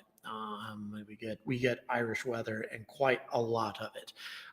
So, in any event, I just wanted to come back to you and to quickly remind everyone that once again we are making fantastic progress tonight on this stream. I am going to be here for another more than 3 hours. Because I have a goal to hit, and we have 1,074 euros raised so far. You guys are blowing my mind. Let me tell you, real quick, to give you an update. Anonymous just gave 10 euros. Then we have Paul Thorogood with 10 euros. We have Trevor Brown with 50 euros, tacking on to another anonymous donation came a little while ago for 100 euros, and Robert Barendrecht with 10 euros prior to that. People have been giving so generously tonight. We're closing in on 1,100 euros right now. You're blowing my mind, guys. Thank you so much. Once again, the fundraiser is linked in the comments. It's pinned in the comments, linked in the description. And again, if you need a reminder, 32-meter dish here that needs to be preserved. It needs to be saved and then restored to service so that it can do some amazing work for academic institutions, universities, and also to SETI-type organizations that will be listening for extraterrestrial signals. I'm going to have my dinner, which should take no longer than about 10 minutes, and then I will be back to you. Thank you so much, guys, for everything. Okay, guys, I am here with Rory Fitzpatrick, the man who's in charge of everything going on here, has been running it for some time, actually, for the European Space Agency, amongst other organizations. Can you tell us a little bit more about this facility in general, and specifically about what we're raising money for tonight? Okay, so we are sitting in Elphinstone Earth Station in Midleton in Cork. In this location, we have quite a little array of dishes. We've got LEO, GEO, and we have our big dish on the roof of the building. Now, we took over the site. We first came on the site in 2010. We bought the site in 2015, and since then we've been trying to build the business of a teleport with international satellite owners and operators, beaming stuff up and down to their satellites. So the really big thing we're here for today is the big dish. So first of all, I'll give you a little bit of background about the big dish. So the big dish it's a 32-meter C-band standard A antenna. It was built by NEC and General Dynamics back in the 80s, and it was built to carry telephone traffic from Europe to America. So I don't know, people my age and older may remember that when you rang America, there was a time delay. And that time delay was the time it was taking the signal to get from the ground station in Europe to the satellite, to the ground station in New York, and then back into the telephone system. Now, in Europe, the European telecoms weren't happy that the UK, Goonhilly, was too expensive. So they decided they would build their own ground station for taking telephone traffic to America. They looked around Europe and they wanted something right in the west, and for viewing satellites we're one of the best westerly positions in Europe. Within Ireland, the south is better for viewing, and within the south we have better infrastructure, and then within our little area here we've got a dip in the land with hills the whole way around that create kind of an RF quiet zone. So this site is as good today as it was back in the 80s because of all these reasons. So the site was built, it came online in 1984. And from 1984 until 1997, this carried telephone traffic from Europe to America, and it was for Teletalia, France Telecom, Deutsche Telekom, Telekom, and all the European telecoms together as a group.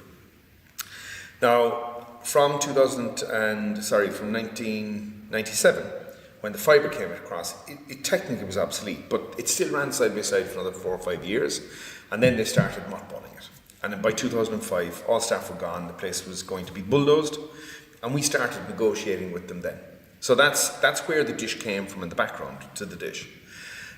Since then, there wasn't much business for these big dishes for the last couple of years, and we tried to get, there was some R&D and radio astronomy projects, but Ireland is very small and we don't have a huge space budget, so there wasn't the money available for that kind of project that you do get in other bigger countries. So we weren't successful in that, and because of the structure in the Irish system, the Irish government can't give money directly to a single private company. And there's difficulties in funding it. If they put money into ESA, and we have, as you said, done a load of ESA projects, not on the big dish, mind you, but the way ESA operates is they give money back to companies in this area, but for infrastructure, Ireland is not invested in the infrastructure area. And because it's just for one company, it's very hard to get the government to justify putting money into the infrastructure area. So I understand then that for this dish, you set up a separate organization, a non-profit or not-for-profit organization that is going to be dedicated to providing access to universities, to various organizations that have need of this dish time. Is that correct? Absolutely. We spoke recently to Science Foundation Ireland, which is one of the Irish educational funding for science organisations, and they were very interested, but obviously we understand that they couldn't give us money the way it is at the moment. So they said that if it was a non-profit organisation, then we can do that. So we've set up a separate company, BigDish.ie, or Big Dish Company Limited, I think is the technical name. And that has a lease, so we've leased the dish from NSE to the Big Dish Company, so that now has control over the dish. And that company is being operated on a non-profit basis, and the only reason we're doing this is to try and clean up the dish and get it back operating. Right.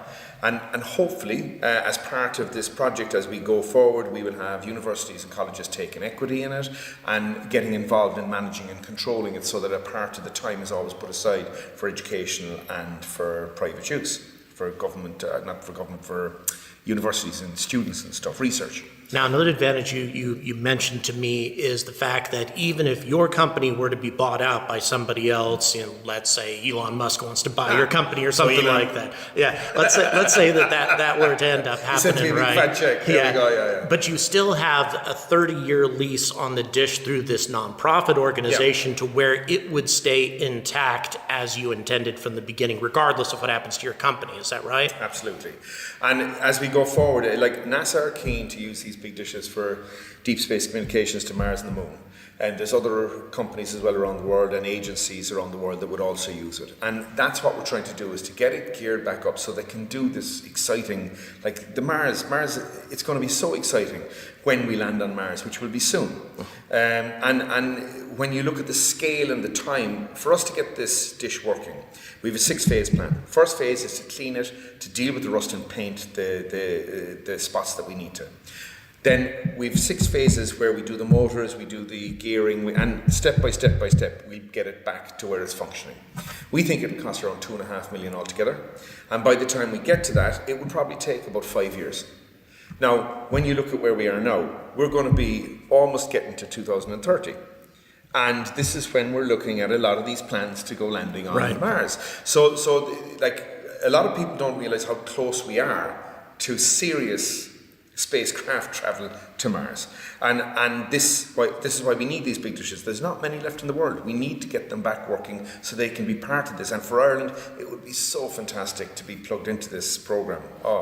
Yeah, no doubt. Yeah. Very exciting indeed. Well, and just to once again to emphasize, by investing in this dish, that means that you guys are investing in 30 years of future radio astronomy and interplanetary communications that will be available to universities, to cash-strapped organizations around the world. It is a huge cause for you guys to get engaged in. And once again, if you like space, you gotta like this. All the information, the links and everything are in the description. So don't stop. Come on, go ahead and click on that link and contribute. Thanks so much for your time, Rory. Hello, back again.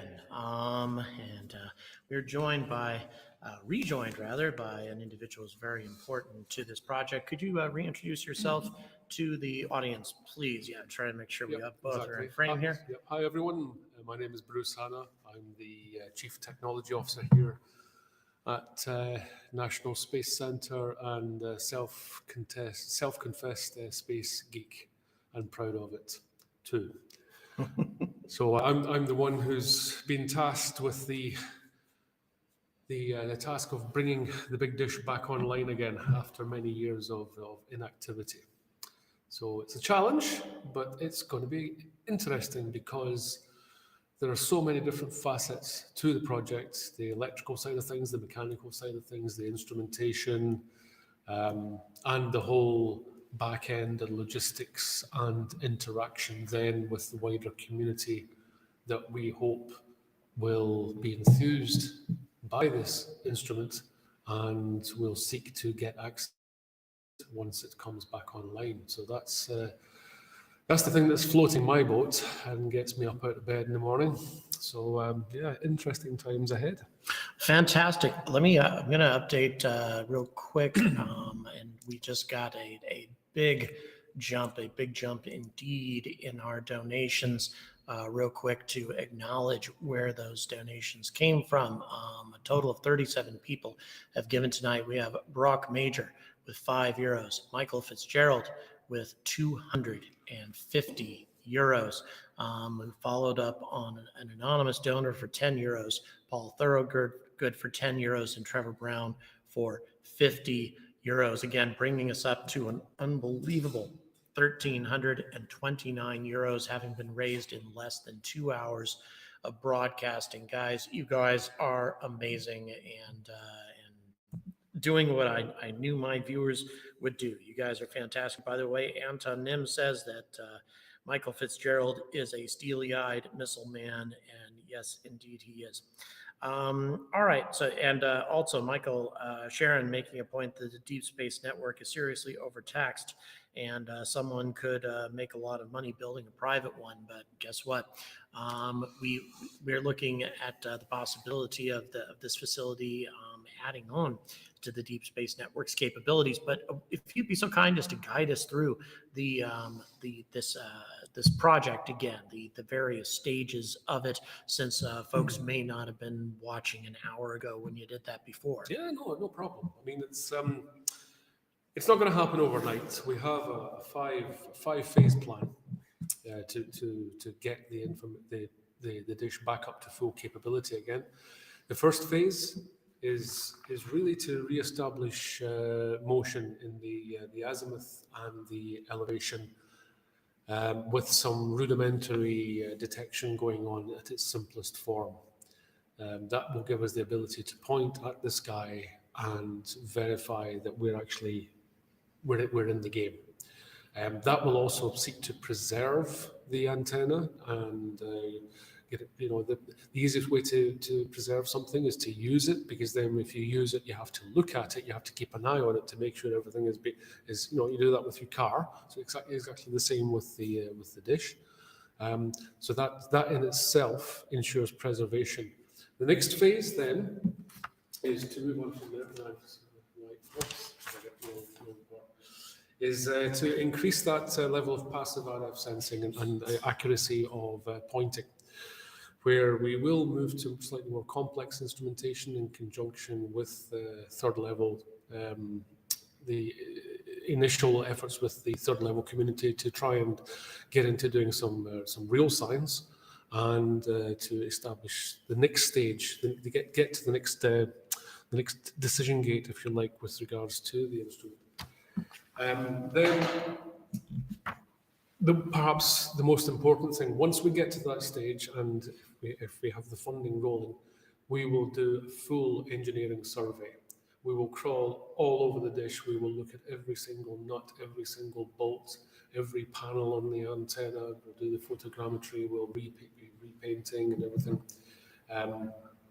The motors, the guides, and that in conjunction with then the use cases that we think that the community is looking for, and you talked about the Deep Space Network, something like VLBI as well from our own perspective, very long baseline interferometry, are two things that certainly I think will form part of that. So out of that survey, we expect then to have the final roadmap of where the dish will go. And then the next stage after that is to carry out that refurbishment based on that. So that we then have a full plan to say, right, the dish's capabilities, the dish's functionality will be in these areas, and this is what we're going to do, and everything then is going to be aligned with that plan. We have a question from Darth Rust, who, by the way, he had a question previously for Rory. Darth is, he has an enormous amount of connection with the VLA in New Mexico. Oh, yeah. And his father worked there for most of his professional life. And Darth has a question in regards to, in your opinion, how much time is there to raise the funds before the dish is unrecoverable? Tough question. That is a tough question, and typical as an engineer, I don't like to give absolute answers because there are so many moving parts. Okay, we know there are a few things that need to be. For example, we know there's a drive cog which will need to be remachined, because we look at it, we're not happy with it. So that's on the azimuth drive. But that's fine. We have local expertise here that is well capable of performing that kind of engineering task, but that kind of task costs money. I think the issue for me is one of cost, in that there comes a point, and this is, any engineer will tell you this, there comes a point where financial viability of the project is gone beyond. Now, this is one of these ones where, if I'm being perfectly honest with you, yeah, it'll cost several million. It'll probably cost north of 10 million euros to rebuild this that antenna, and it will cost a lot less than that to refit. But you still have somebody then looking at those numbers and doing a mental calculation and going, no, I don't think so. So I think we have a long time structurally, but the cost of the refurb is the single biggest issue. That if we don't invest that money now for the preservation, the cost will just keep on increasing until it becomes a truly gargantuan task. You may just build a new one. Yeah. Well, yeah, or basically somebody somewhere, some benefactor decides it's a pet project, but that's a unicorn. That's a unicorn that we can all pitch in and move this. But the more time that passes, the more people that are required to pitch in, and that becomes the exercise. Yeah. So that's a very long-winded way of me telling you I can't put a number on it. I hope that's satisfactory. But the more time that goes by, the worse it gets, and yeah, the worse it gets, and the more difficult it becomes. Yeah. Now, what is the amount that you have earmarked, however, in order to preserve it? Was it about 150,000 euros to actually get to It's of that order, yes. I mean, we can do a lot with 150,000 to basically get that preservation established. If we're careful with it, we might even be able to do some of our early stage, for example, motor reconditioning and re-establish rudimentary motion. At least to then be able to post up a video and say, look, we're moving again. Yeah. Even if it's only an azimuth or even if it's only an elevation, we can say we've made concrete progress. And that's the sort of, we're effectively bootstrapping this. Yeah. To use that, although the dish has been around since 1984, which was way before the coining of that particular phrase, that's effectively what we're doing here. Yeah. Right. And also to make sure that we remind everyone, in order to get the support of larger organizations, in order to get the kind of large grants, for example, from scientific foundations in the US, that sort of thing, you have to demonstrate, at least for most grant makers, in my experience, I spent 7 years doing this, most grant makers, you have to demonstrate that you can raise money on your own. Oh, yeah. That you have fundraising capabilities of your own. And that is indeed what we are doing tonight. We are demonstrating to those who will hook this place up for, hundreds of thousands, hopefully in the future, that this is something that can be done. So as I say, right now we're sitting at that 1,339 euro level, and just as a quick reminder, if you give 100 euros or more, you'll receive a gift bag full of swag from the facility, and I will sign that personally. But really, when it comes down to it, we're just asking folks to give €5, $5, £5 a piece. And that would make a colossal difference in itself. But I'll tell you, you guys have done a lot so far tonight. It has been an amazing accomplishment in the 2 hours that we've been live. But as anybody who knows me, I'm not satisfied, never satisfied, until I reach my goal. And of course, that goal is a lofty one of 5,000 euros tonight. If we can do that, we're going to light this facility up. We're going to bathe the countryside in light and make people in Cork wonder what the hell we're doing up here. And I think that'll be quite exciting. But as of right now, we're approximately 27% of the way to that big lofty goal because of your help. So let's see. Assuming you can get the refurbishment done, will the annual running cost be funded out of the budget, or will it require additional funding? Comes the question. Again, it's something that we touched on a few moments ago. In order to get entry to the game, we need to establish capability.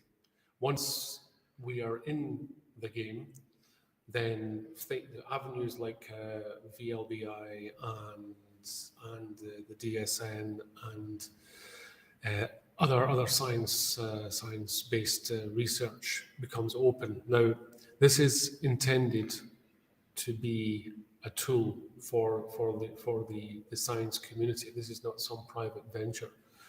It's I think Rory was explaining this earlier on, that the Big Dish company is a not-for-profit. So that is the objective, and that gives us, because we're doing it that way, that gives us access to go for, if we can have that capability and show that the science we're going to do is good science, that gives us access to go after the academic funding because we are a not-for-profit. If we were a private company, they wouldn't come anywhere near us. They would just say, no, not interested. So, and that's fine, because we're here for the science. I'm sorry, I've lost my train of thought. No, it's all right. In terms, I'm just to perhaps I can help answer the question a little bit. Also, is that if you do provide support to the Deep Space Network, for example, NASA obviously is going to pay pretty decent money for something like that. These sorts of dishes are not that common. No. And so therefore, your capabilities are unique. And so therefore, yes, people will probably pay handsomely for it. And therefore it should be fairly easy, I would think, to support a nonprofit organization off of that. And also it'd make it pretty easy for you to donate dish time to organizations that can't pay for it. Of course.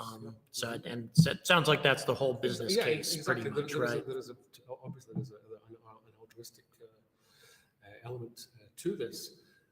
Now, interestingly enough, something you just touched upon there, which set up something in my head. The position of this dish on the globe is actually quite significant as well, because if you think of, we're on the edge of the Atlantic here.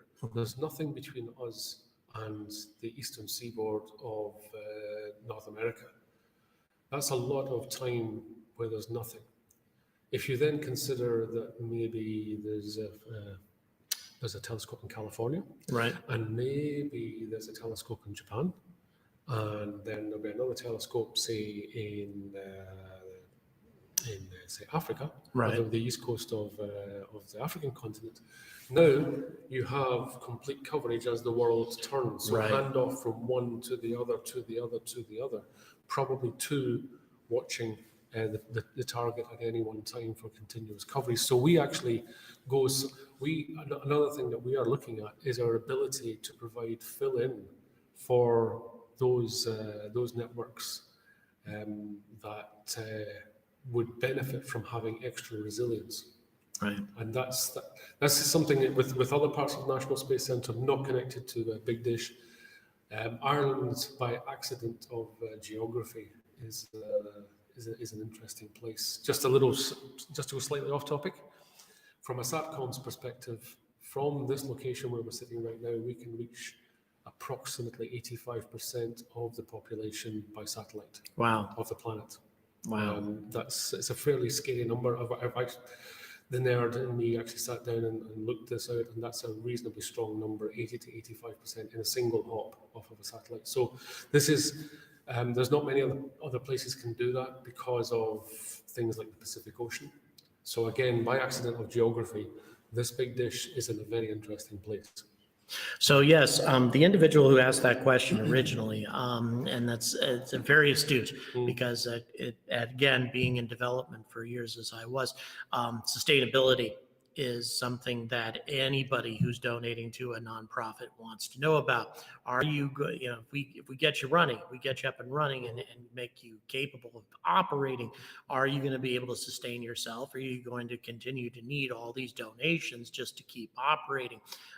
And of course, what most people want to hear, and certainly most foundations, they want to hear that you're going to be able to sustain yourself, which is something that the charity that I worked for before was able to do.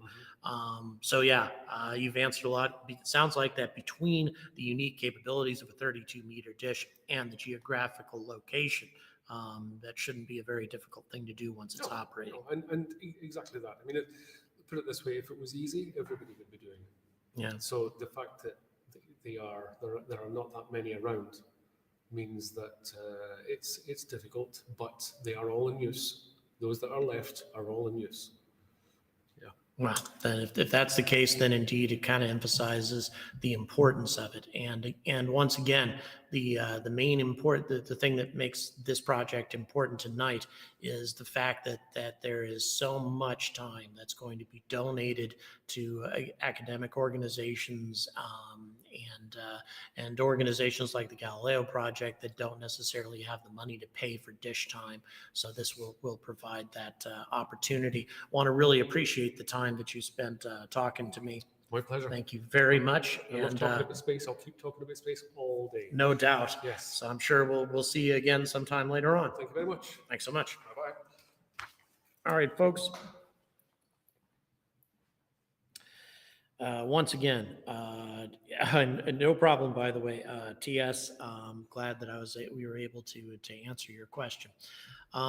So yeah, as I say, we're sitting at that 1,339 euro mark. We would, as I say, really, we're looking, obviously there's been some big donors tonight, but that €5, £5, $5 amount makes a big difference, especially with the number of people that tend to tune in to a live stream over the course of a night. Just that small amount makes a huge difference to what we are attempting to do tonight.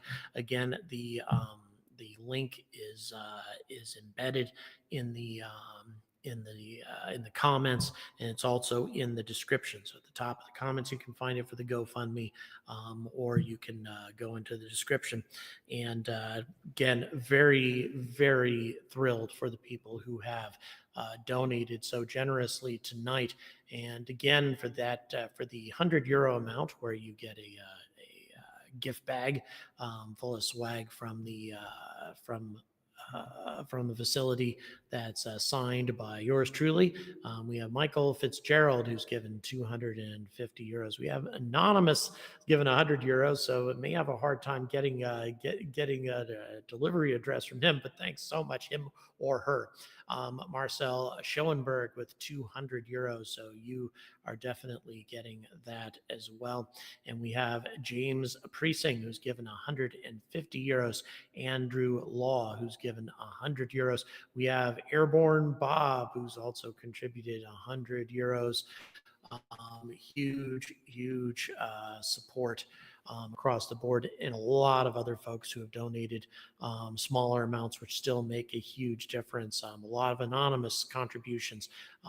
Also Brock Major, Paul Thorogood, Trevor Brown with €50, Robert Barendrecht, Nigel Sadler, Neil Boyle, my friend Andrew Kirkpatrick in Canada, Stephen Billington, Lucas Idzik, so many of you have jumped on board to this cause tonight, and it blows my mind. Once again, the link is embedded in the comments, and also in the description if you want to go that route. £5, 5 years, $5. I'll be super happy. The cost of a latte these days. Hello, Nigel's Natural in Waterford. Really do appreciate you joining in. For those of you who are just joining us or who would like to check in, please let me know where you are watching from. Again, to reiterate what we are doing tonight, we need to restore service to a 32-meter dish, a very rare piece of equipment that will allow interplanetary communications, that will allow some amazing radio astronomy, that will allow for us to listen to the universe, to dish time being donated to a wide variety of different organizations, academic institutions, etc., so that they'll be able to do a lot of their work at no charge. Including, as I said, some SETI-related organizations. We're offering up our services to the Galileo Project. Those of you who watch my stuff, you know that is Avi Loeb's organization, and he's set about on a very serious and purely scientific effort to try to reveal information about technosignatures in the universe, and also, of course, UAP stuff. So a lot of different science, and also to reiterate the long-term benefits that this can bring you. Or rather to bring science in general. This is being set up under a nonprofit organization that has a separate 30-year lease established with the government, whereby it will constantly be used for this purpose regardless of who owns this property in the future. So even if this facility, this communications facility, ends up being gobbled up by somebody else, there's still a requirement, an obligation for this facility, or for the dish rather, to be used for those original purposes. So if you contribute to this initiative tonight, that means you're contributing to 30 years of future science. And how often do you get an opportunity to say that you did that? I would say not terribly often, and I feel deeply honored for the opportunity to be participating in all of this tonight. By the way, hello, Austin, Texas. Hello, Waterford. Really do appreciate folks signing on today. And as I say, if you have any questions, or anything you'd like to bring to my attention while you're watching, I'm certainly happy to answer any and all questions about space related that you might have. And a lot of folks have been really making a huge difference tonight. Certainly hoping that we can get more of that going here. So share this stream also, if I could urge you to do that. Share the stream, share the GoFundMe page, share all of this. Let people know why space science is important, why it's important that we save and preserve this dish and bring it back into operation. There are many, many reasons as to why that's just an important initiative to be a part of. And as I say, it's not every day that you get an opportunity to do this. So very, very grateful for everybody that's been a part of this tonight, because it's a project that I definitely believe in a big, big way. Once again, any questions, anything you'd like to bring to our attention tonight, and I will be very grateful, or very happy rather, to answer any of that. We're still sitting at 1,339 euros, which is, I'll tell you, a lot of money. There's no question about that. You guys have made a huge difference tonight. Seriously contributing in a big way to this campaign. Got a long ways to go, though. I'd really like to get to that 5,000 euro goal tonight. And it's going to be challenging, but I think we can do it. I have faith. have faith that we can do this. And once again, happy to answer any questions. And I'm very thrilled, by the way, that we got past that €1,000 mark. That's just remarkable in itself.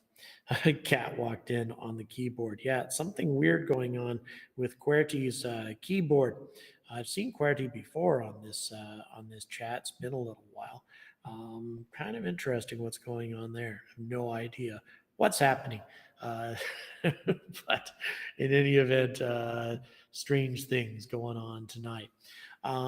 So on the SLS issue, yes, until NASA knows Starship will work, we cannot scrap SLS. Yeah, and I do absolutely believe that.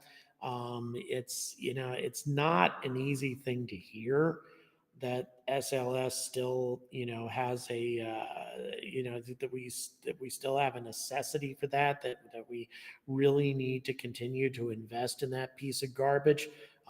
By the way, thanks very much for everybody who's tuned into that video. 4,600 views since I rolled it out less than 3 hours ago. Really appreciate everybody that's been tuning into that, because it is a pretty long video. And once again, the topic, finally, NASA admits that SLS is hopeless. Is it time for Starship? Can Artemis be saved? And yeah, as I've said a number of times, and it's very difficult indeed to admit this, or to accept the fact that SLS must still be endured, is the fact that SpaceX's super rocket still has not been to orbit. Now, I think it probably would have gotten to orbit by now, or at least would have taken a second shot at it, if the government had green lighted the process. I do believe that the FAA is most probably satisfied, or close to satisfied, with the progress that SpaceX has been making on the list of corrective actions that they are supposed to take. End of days, no problem, man.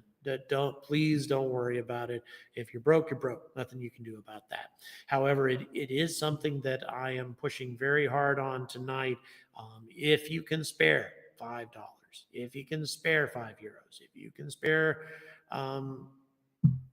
£5, it will make a massive difference, let me tell you. And it's much, much more important to me than the support you guys have given to me personally in the past. Even though obviously that makes a massive difference to me personally, my channel is not as important as this particular cause, and the reason for that is you've got 30 years of future science.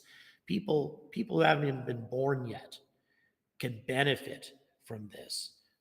Thank you very much for sharing the stream. Really appreciate that, Andrew. I mean, that's a huge deal indeed. Yeah, that would be another thing to do, by the way, that a producer just mentioned. Share the stream. Let your friends know about it. That is a great way to contribute. It makes a big difference indeed. But yes, as I said before, 30 years, in the future, this dish will be used for scientific purposes, donated time to scientific institutions. I just found the channel by mistake. Didn't know about the dish in Cork. Best of luck. Donated €5. No, that's all right. Thank you very much, Mr. I think it's Cunahan. I hope that I pronounced that correctly. And thank you very much for throwing in that. Yes, indeed. And we just saw it show up, another €5 popping us to 1,344 euros thus far. Really, really appreciate your support. And we are continuing to pile things up. At the moment, we've got 2 hours and 18 minutes into the broadcast. We're not even halfway through yet, guys. So as long as the donations keep coming, I'm going to keep broadcasting, and I'll continue to answer your questions. You guys are awesome. I'll tell you, you've made a huge difference already tonight. You've really got this this fundraising campaign off to a flying start, and I know we can achieve greater things still if we share this fundraiser. Let's let everybody know what's going on. Let's drag people in who've never even heard of me before. And as I say, if you even if you hate my channel, you can't stand my content, you think the stuff I do about aliens is childish and irresponsible, even if you think all of those things, this is still a worthwhile cause. Presumably you watch my stuff because you like space science, because space science, space flight's important to you. If it is indeed important to you, and of course if you're in a position to do it, supporting this project is about as important as anything you could do associated with it. So I really do appreciate that. Thank you so much, Marina. Really do appreciate you. Yes, and I love you hanging out here, and I hope things are going out okay for you there in Ukraine. Also, Marina, please share this fundraiser with everybody. Everybody that would definitely be helpful as well. Anton Nim just told everybody over at Raw Space. Thank you so much, Anton Nim. Really do appreciate that. Yeah, let's go ahead and get people engaged. Let's get people involved. People who enjoy the this topic. What's happening with the Arecibo rebuild? Honestly, I have no idea. I think that they're in a tight spot. I mean, that was an enormously expensive facility, and unfortunately, it suffered a devastating blow. And I think that it's going to be a considerable amount of time before that is back in service, which again, really adds to the reasons as to why it's important that we get as much radio astronomy capability turned up. And again, that is what we are doing tonight. And I appreciate everybody's participation, people joining up and contributing tonight. You guys are awesome. Again, happy to answer any and all questions not in any way associated with this fundraiser, fine by me. Would just love to talk to you guys. And I will be broadcasting for a considerable amount of time this evening, so that makes a difference. Also, it appears Greg Pondell just tossed a super chat to me from my other video. Actually, thanks so much, Greg. Really appreciate you if you happen to be watching. Really do appreciate you supporting my channel as well. I'll be making a personal contribution to this fundraiser when all is said and done at the end of all of this. So once again, sitting at 1,344 euros. Please share this around. Does NSF know about this? No, not as far as I know, Malty. This is we shared this around with a lot of local support, a lot of other organizations, but not as much with the YouTube community. So if you could do that, I would be very, very happy indeed if you could. And once again, happy to answer any questions from the viewers tonight, and appreciate everybody watching. And yeah, we've accomplished big things tonight already. We've got people who really believe in space science amongst my viewers tonight. 1,344 euros already donated. You guys are awesome. And once again, to reiterate, for those of you who are just joining us, or people who had to step away for a while, again, this is a very, very rare piece of equipment. There are very few 32-meter dishes throughout the world. As a matter of fact, there's only one dish like this in Africa, for example. One. So it's not that typical to have this kind of capability. And of course, this is currently not operable, and it's in danger of never being operable again if it falls into too much disrepair. And it needs to be preserved, needs to be saved. That's what we're working on right now. Going to donate 10 euros to the project, not Irish, but every country deserves a radio telescope. Thank you, Plastic Pinocchio. That's super nice of you. And also, I want to make sure everybody understands tonight that this telescope is going to benefit people all over the world, not just Ireland. I may not have said that clearly enough. They are donating dish time to organizations all over the world, academic organizations, to SETI type organizations, universities, that sort of thing. People who may not have the money to get deep space dish time, and that's what they intend to do with this not-for-profit organization, is to donate those dish time to as many different institutions as possible, and it doesn't matter where they are. They will give them that equal opportunity. So really do appreciate it. Trying to get their attention through one of their observatories. Thank you so much. Really appreciate what you're doing, Darth. Makes a big difference indeed. And once again, you guys have been so awesome tonight. Definitely. And by the way, everybody here is really surprised. Everybody here at this facility didn't think that we were going to get past 1,000 euros. And we've already blown right past that, and we're not even halfway through the broadcast yet. Samuel Cope with a brand new €5 donation. Thank you so much. Yet another recent contribution.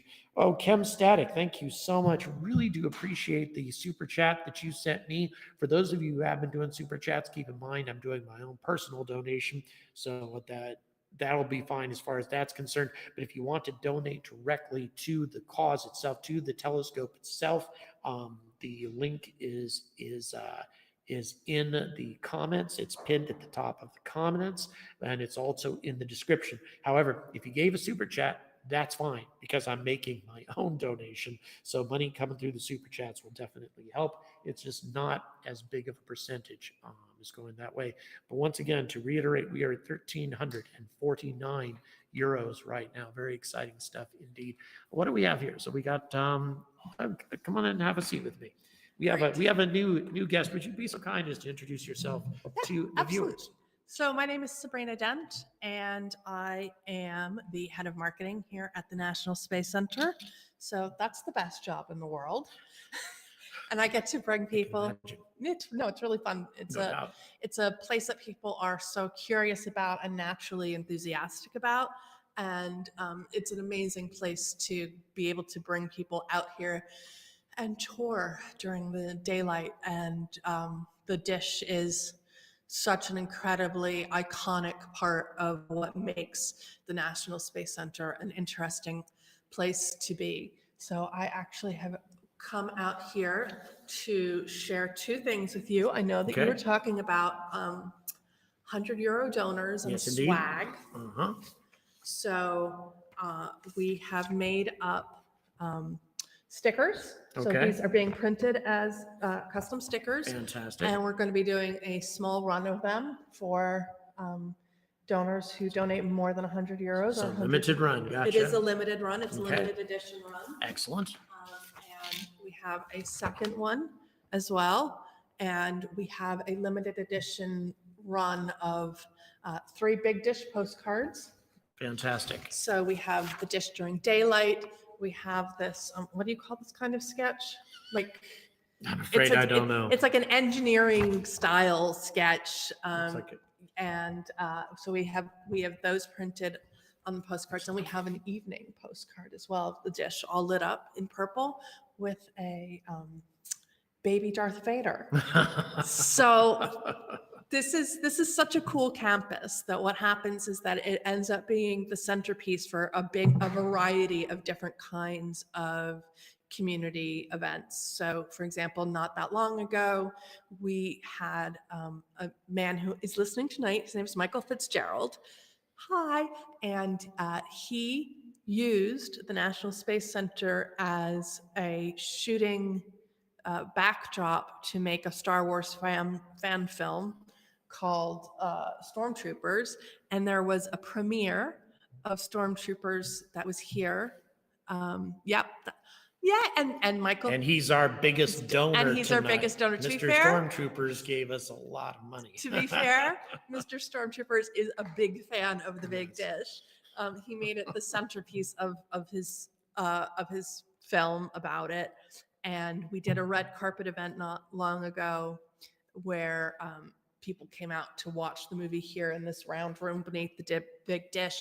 But the best part of it was that we had people dressed as stormtroopers welcoming guests, and all of our younger guests dressed up as we had a 7-year-old Darth Vader with his laser beam standing in front of the Big Dish. So that's one of the postcards that we're making up to send out as a limited edition thing. And we also, every year in November, so coming up next month, we host there's a National Science Week. Mhm. And we put in a submission every year to run a space themed event for Science Week. And we run here an event called Space Fest. And we run 15 different events over the course of the week. And the most popular event is the event where people get to come to campus, and we put a huge art exhibition on for space related art and space themed art in this round room.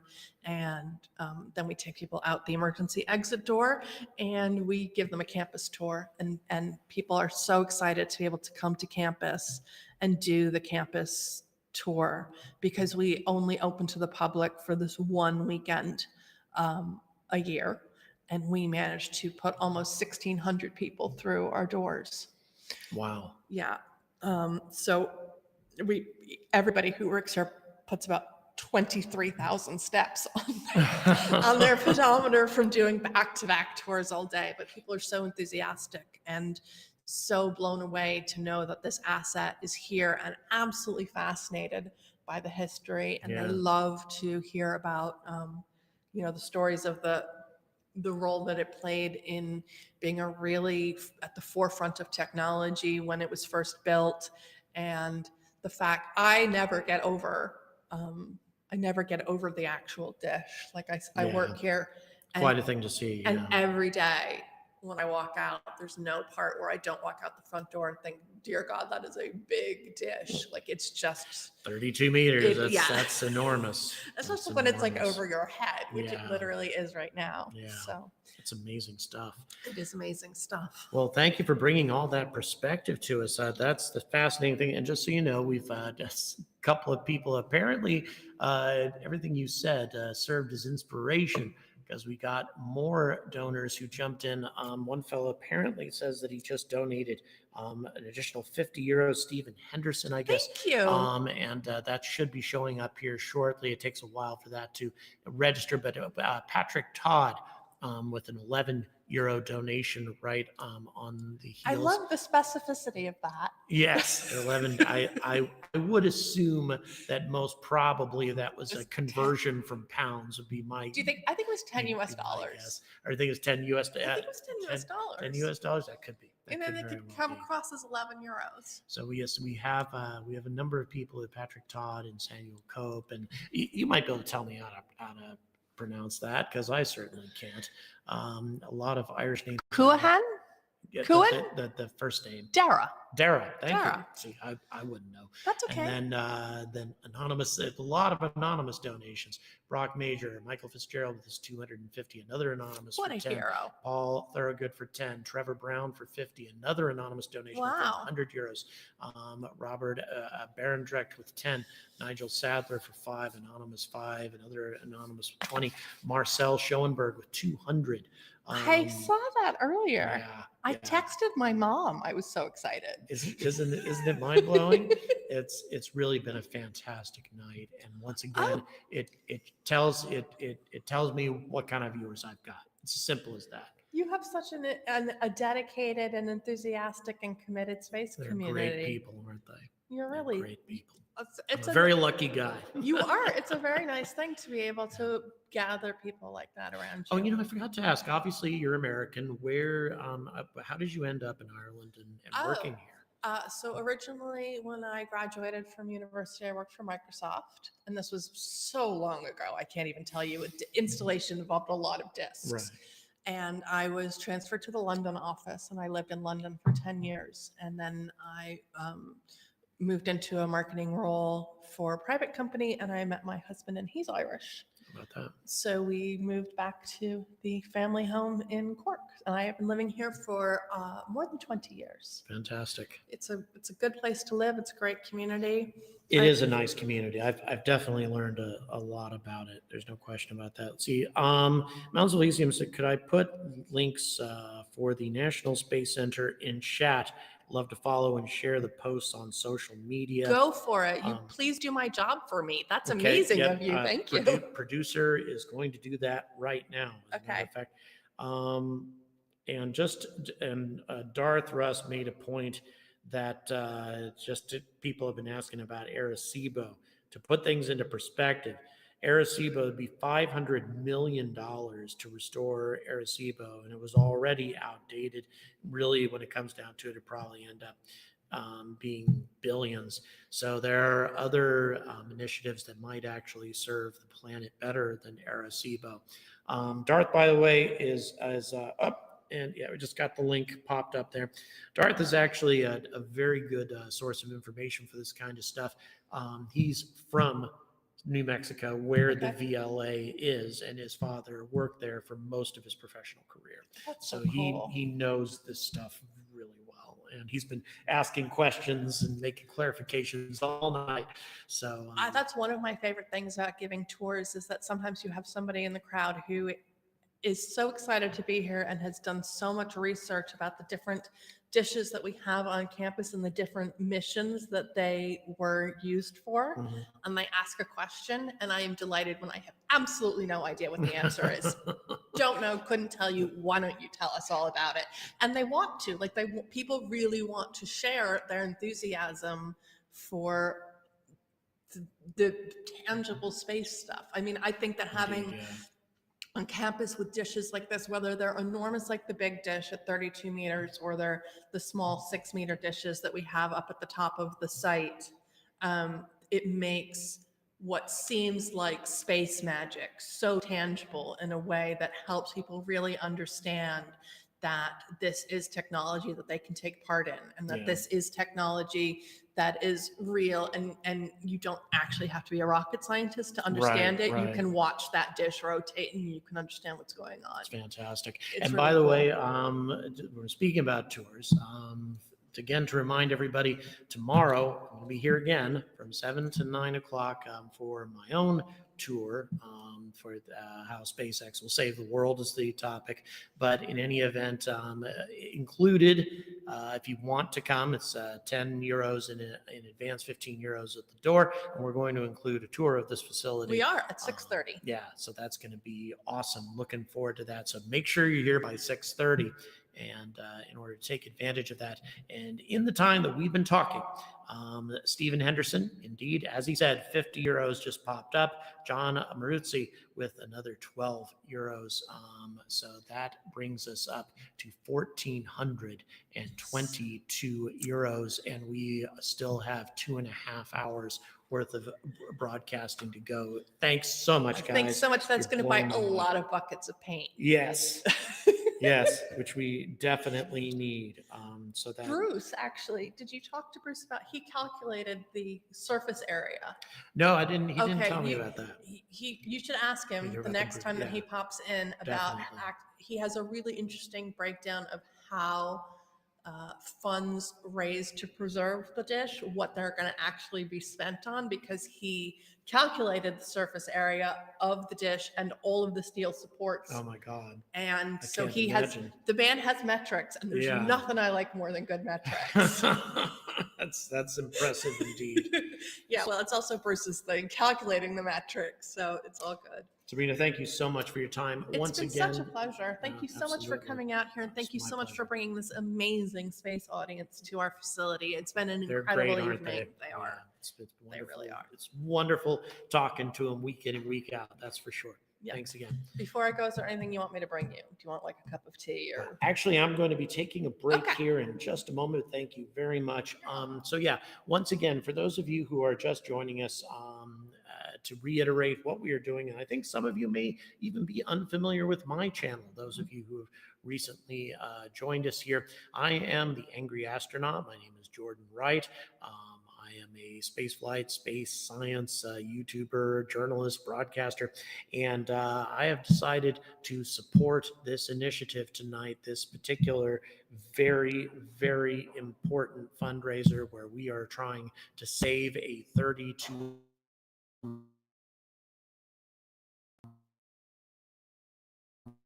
meter dish and purposes to preserve. Okay, sorry, we had an interruption there.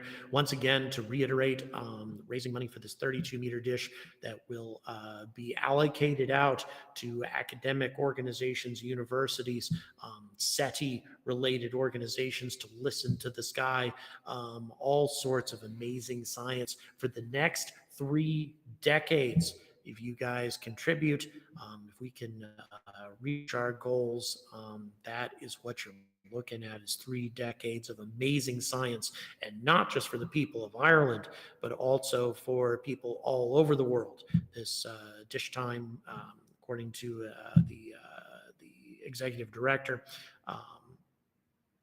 Rory Fitzpatrick, who we've had a chance to talk to several times tonight.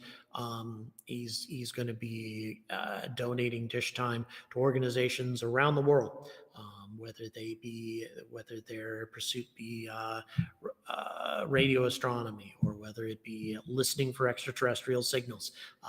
It's going to be donated time when that sort of thing is very difficult to come by, so you guys can contribute to some extremely important science tonight. Again, the link is embedded in the comments or also in the description. Once again, we are sitting at 1,422 euros, approximately halfway through the broadcast, hoping we can reach even higher goals tonight. Thank you very much, and I will be back here in just a few minutes. Okay, guys, I am here with Rory Fitzpatrick, the man who's in charge of everything going on here. Has been running it for some time, actually, for the European Space Agency, amongst other organizations. Can you tell us a little bit more about this facility in general, and specifically about what we're raising money for tonight? Okay, so we are sitting in Elphinstone Earth Station in Midleton in Cork. In this location, we have quite a little array of dishes. We've got LEO, GEO, and we have our big dish on the roof of the building. Now, we took over the site. We first came on the site in 2010. We bought the site in 2015, and since then we've been trying to build the business of a teleport with international satellite owners and operators, beaming stuff up and down to their satellites. So the really big thing we're here for today is the big dish. So first of all, I'll give you a little bit of background about the big dish. So the big dish it's a 32-meter C-band standard A antenna.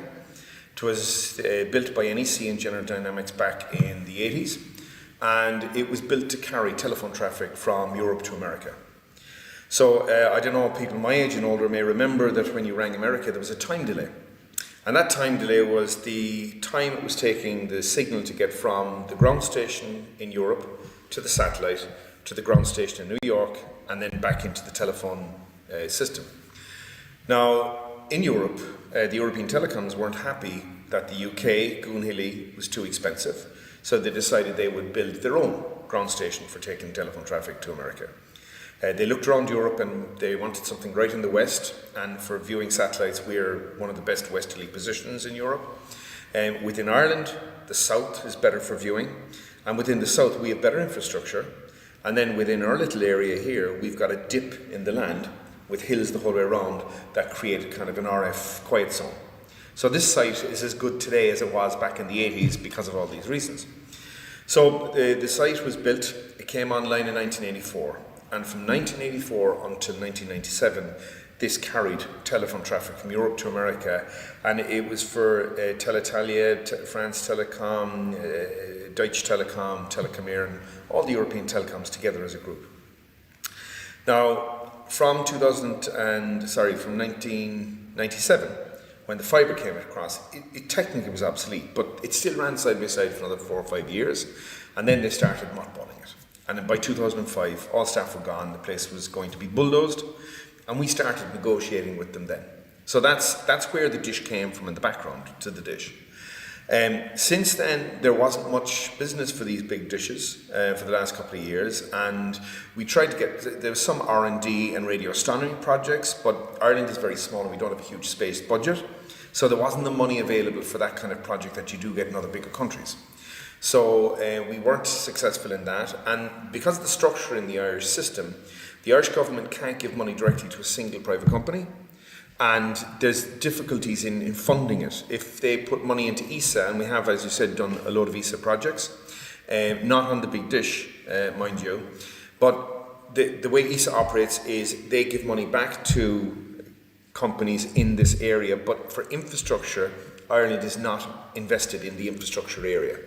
And because it's just for one company, it's very hard to get the government to justify putting money into the infrastructure area. So I understand then that for this dish, you set up a separate organization, a non-profit or not-for-profit organization that is going to be dedicated to providing access to universities, to various organizations that have need of this dish time. Is that correct? Absolutely. We spoke recently to Science Foundation Ireland, which is one of the Irish educational funding for science organisations, and they were very interested, but obviously we understand that they couldn't give us money the way it is at the moment. So they said that if it was a non-profit organisation, then we can do that. So we've set up a separate company, BigDish.ie, or Big Dish Company Limited, I think is the technical name. And that has a lease, so we've leased the dish from NSE to the Big Dish Company, so that now has control over the dish. And that company is being operated on a non-profit basis, and the only reason we're doing this is to try and clean up the dish and get it back operating. Right. And hopefully, as part of this project, as we go forward, we will have universities and colleges taking equity in it and getting involved in managing and controlling it, so that a part of the time is always put aside for educational and for private use, for government, not for government, for universities and students and stuff, research. Now, another advantage you mentioned to me is the fact that even if your company were to be bought out by somebody else, let's say Elon Musk wants to buy your company or something like that. Yeah, let's say that were to end up happening, right? Fat check. There we go. Yeah. But you still have a 30-year lease on the dish through this nonprofit organization to where it would stay intact as you intended from the beginning, regardless of what happens to your company. Is that right? Absolutely. And as we go forward, like NASA are keen to use these big dishes for deep space communications to Mars and the Moon. And there's other companies as well around the world and agencies around the world that would also use it. And that's what we're trying to do, is to get it geared back up so they can do this exciting, like the Mars, it's going to be so exciting when we land on Mars, which will be soon. And when you look at the scale and the time, for us to get this dish working, we have a 6-phase plan. First phase is to clean it, to deal with the rust and paint the spots that we need to. Then we have 6 phases where we do the motors, we do the gearing, and step by step we get it back to where it's functioning. We think it'll cost around 2.5 million altogether, and by the time we get to that, it would probably take about 5 years. Now, when you look at where we are now, we're going to be almost getting to 2030. And this is when we're looking at a lot of these plans to go landing on Mars. So like, a lot of people don't realize how close we are to serious spacecraft travel to Mars, and this is why we need these big dishes. There's not many left in the world. We need to get them back working so they can be part of this. And for Ireland, it would be so fantastic to be plugged into this program. Yeah, no doubt. Yeah. Very exciting indeed. Well, and just to once again to emphasize, by investing in this dish, that means that you guys are investing in 30 years of future radio astronomy and interplanetary communications that will be available to universities, to cash-strapped organizations around the world. It is a huge cause for you guys to get engaged in. And once again, if you like space, you gotta like this. All the information, the links and everything are in the description. So don't stop. Come on, go ahead and click on that link and contribute. Thanks so much for your time, Rory. Thanks very much.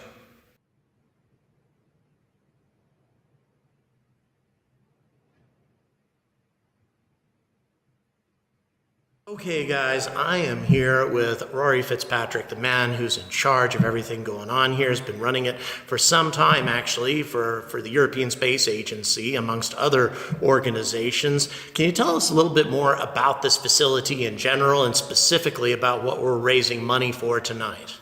Okay, so we are sitting in Elphinstone Earth Station in Midleton and Cork. In this location, we have quite a little array of dishes. We've got LEO, GEO, and we have our big dish on the roof of the building. Now, we took over the site. We first came on the site in 2010. We bought the site in 2015, and since then we've been trying to build the business of a teleport with international satellite owners and operators, beaming stuff up and down to their satellites. So the really big thing we're here for today is the big dish. So first of all, I'll give you a little bit of background about the big dish. So the big dish it's a 32-meter C-band standard A antenna. It was built by NEC and General Dynamics back in the 80s, and it was built to carry telephone traffic from Europe to America. So I don't know, people my age and older may remember that when you rang America, there was a time delay. And that time delay was the time it was taking the signal to get from the ground station in Europe to the satellite, to the ground station in New York, and then back into the telephone system. Now, in Europe, the European telecoms weren't happy that the UK, Goonhilly, was too expensive, so they decided they would build their own ground station for taking telephone traffic to America. They looked around Europe and they wanted something right in the west, and for viewing satellites we're one of the best westerly positions in Europe. Within Ireland, the south is better for viewing, and within the south we have better infrastructure, and then within our little area here we've got a dip in the land with hills the whole way around that create kind of an RF quiet zone. So this site is as good today as it was back in the 80s because of all these reasons. So the site was built, it came online in 1984. And from 1984 until 1997, this carried telephone traffic from Europe to America, and it was for Teletalia, France Telecom, Deutsche Telekom, Telekom, and all the European telecoms together as a group. Now, from 1997, when the fibre came across, it technically was obsolete, but it still ran side by side for another 4 or 5 years, and then they started mothballing it. And then by 2005, all staff were gone, the place was going to be bulldozed, and we started negotiating with them then. So that's where the dish came from in the background to the dish. Since then, there wasn't much business for these big dishes for the last couple of years, and we tried to there was some R&D and radio astronomy projects, but Ireland is very small and we don't have a huge space budget, so there wasn't the money available for that kind of project that you do get in other bigger countries. So we weren't successful in that, and because of the structure in the Irish system, the Irish government can't give money directly to a single private company, and there's difficulties in funding it. If they put money into ESA, and we have, as you said, done a load of ESA projects, not on the big dish, mind you, but the way ESA operates is they give money back to companies in this area, but for infrastructure, Ireland is not invested in the infrastructure area. And because it's just for one company, it's very hard to get the government to justify putting money into the infrastructure area. So I understand then that for this dish, you set up a separate organization, a non-profit or not-for-profit organization that is going to be dedicated to providing access to universities, to various organizations that have need of this dish time. Is that correct? Absolutely. We spoke recently to Science Foundation Ireland, which is one of the Irish educational funding for science organisations, and they were very interested, but obviously we understand that they couldn't give us money the way it is at the moment. So they said that if it was a non-profit organisation, then we can do that. So we've set up a separate company, BigDish.ie, or Big Dish Company Limited, I think is the technical name. And that has a lease, so we've leased the dish from NSE to the Big Dish Company, so that now has control over the dish. And that company is being operated on a non-profit basis. And the only reason we're doing this is to try and clean up the dish and get it back operating. Right. And hopefully, as part of this project, as we go forward, we will have universities and colleges taking equity in it and getting involved in managing and controlling it, so that a part of the time is always put aside for educational and for private use, for government, not for government, for universities and students and stuff, research. Now, another advantage you mentioned to me is the fact that even if your company were to be bought out by somebody else, let's say Elon Musk wants to buy your company or something like that. Yeah, let's say that were to end up happening, right? Fat check. There we go. Yeah. But you still have a 30-year lease on the dish through this nonprofit organization to where it would stay intact as you intended from the beginning, regardless of what happens to your company. Is that right? Absolutely. And as we go forward, like NASA are keen to use these big dishes for deep space communications to Mars and the Moon. And there's other companies as well around the world and agencies around the world that would also use it. And that's what we're trying to do, is to get it geared back up so they can do. Hello, everybody. I am back, fueling myself with a variety of unhealthy things in order to stay operational tonight. But my God, we have people who are stepping up again and making some very generous donations. We have Brady Bowl with 50 euros and Mr. N. Barclay with another 5 euros. And then we have Richard Oakley with 100 euros, qualifying himself for that swag, all these cool stickers and such that we're going to be sending out to you that I will have signed. So super excited to have you guys participating. And wow, now have reached a 1,577 euro threshold, which is again amazing for this little broadcast that's been going for less than 3 hours and reaching a fairly limited audience at the moment. Again, it just demonstrates how many of you have decided to jump on board and support this. So for those of you just joining, and some of you may even be unfamiliar with this channel because we've been sharing this stream all over the place online. I am the Angry Astronaut. My name is Jordan Wright. I'm here in just outside of Cork, in Ireland, the National Space Center. We are trying to raise money to save a 32-meter dish. This is a very, very rare piece of equipment, very useful for radio astronomy, but has been inactive for a considerable amount of time. We're going to preserve it.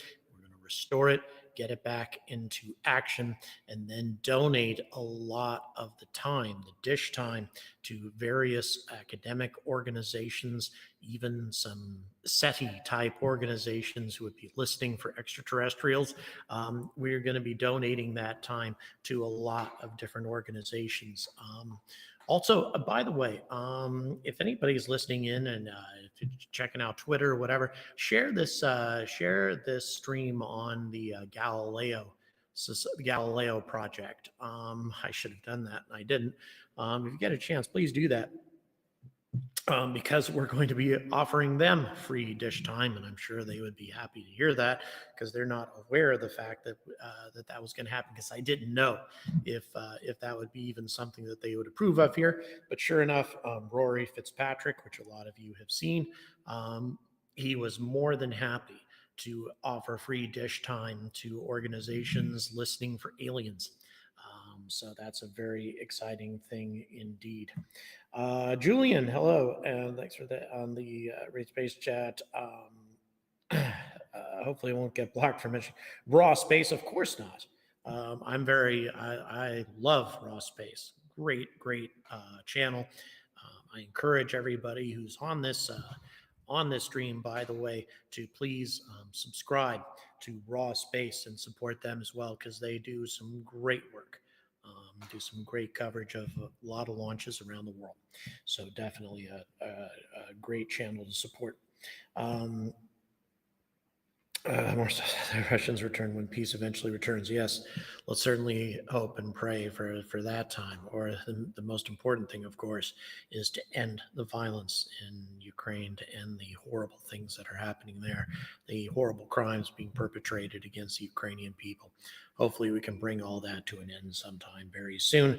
And Marina, I would urge you, as always, to stay safe wherever you are in Ukraine. All right. So, yeah. Oh, producer, now that you're back, could you go ahead and share this stream onto the Galileo Project's Twitter?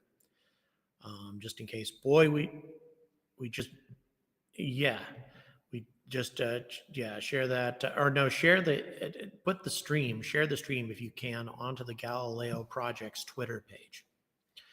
If, yeah, just let the, yeah, or no, just the link for the actual stream. Put that over there just so that they know about it, because they don't know I was trying to get them some dish time, which I secured on this once we get it up and running. And we've got a lot of people, by the way, who have jumped on board. We are now up to nearly, I think it's nearly 1,600 euros. That's a. Thank you very much. Appreciate that. Galileo Project, for those of you who are unfamiliar with them, that is Avi Loeb's organization. They've been looking for extraterrestrials off the coast of New Guinea and such, but also they are interested in searching for extraterrestrial signals. An organization that has lots of high-powered. Right. Exactly. So Stephen Bird, €5. Brent Smithline, €5, €10 given anonymously on the heels of Brady Bowl having given €50, and then Mr. N. Barclay with 5, Richard Oakley with 100. Huge donations continuing to flood in. We've nearly hit that €1,600 mark. Again, this is just amazing stuff. Have just a couple of hours left in this broadcast, but in that time, some amazing things have been accomplished. Super, super excited for what you guys have been doing. 49 different people have donated to hit this €1,597 mark at the moment. Super appreciative. It makes a big difference. I don't think the people here were prepared for that.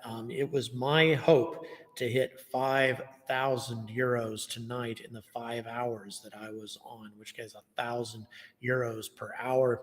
It's a lofty goal, but I'm not giving up on it. We got 2 hours to go, and it would be fantastic if we could light up the dish, which is what we're going to be doing. We're going to bathe the Irish countryside rather in light. That would be an awesome thing indeed, and I'd be happy to show that to you. Once again, though, if we can hit that €5,000 mark, which is lofty, but we got a couple more hours to get there, to pile up another €3,400. Who knows? Anything's possible. Might have somebody tune in who's got deep pockets. But in the meantime, super appreciative for what everybody's done up to this point. Because as I say, I really don't think that the people here at the National Space Center were expecting this kind of response this quickly from people who weren't even familiar with the project at all. And here it is. And as I say, if they can demonstrate that they're capable of fundraising on their own, which is what we're doing tonight, that's when the big foundations, big organizations donate big money, hundreds of thousands of euros to a project like this. So what we are doing tonight is going to make a phenomenal difference to their efforts in the future. Did they destack Ship 25 again? Did they? That's interesting. Curious as to why that would be. You would think Elon would want to leave them stacked in order to put some pressure on the FAA and the Fish and Wildlife Service. It could be, however, that they're still having some mechanical problems. I think that they had some pressure issues of some kind, which led to the first unstacking. So it could be that they're continuing to have a couple of issues. The interstage ring, they're saying not up to the job. That could be. You got to remember, Starship it's, you know, as much as we hate SLS is different than Starship in that all of those components, all of those parts have all been tested to failure. That's expensive and that takes a lot of time, but it does mean that the rocket is likely to succeed on the first attempt, which of course it did. SpaceX designs things differently, and a lot of the components have not been tested to failure. They launch the rocket and then let them fail. That's how they test to failure, which is a spectacular way to test to failure, no question about that. But it means that sometimes in the early development of these rockets, still not ready. So we may not have a completely prepared prototype just yet.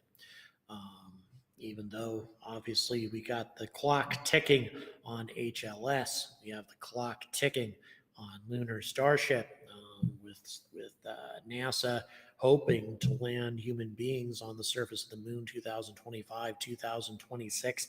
That's a tall order, in my opinion. 3 years, 2 to 3 years to get Starship from where it is now to a human-rated vehicle that's capable of being refueled in orbit and reaching the moon. That's going to be very, very difficult indeed. But it's never going to get there if they don't let it launch again. So they absolutely need to do that. And yes, I'm sorry, I'm broadcasting from Cork, but I'm pretty sure Damien knows that.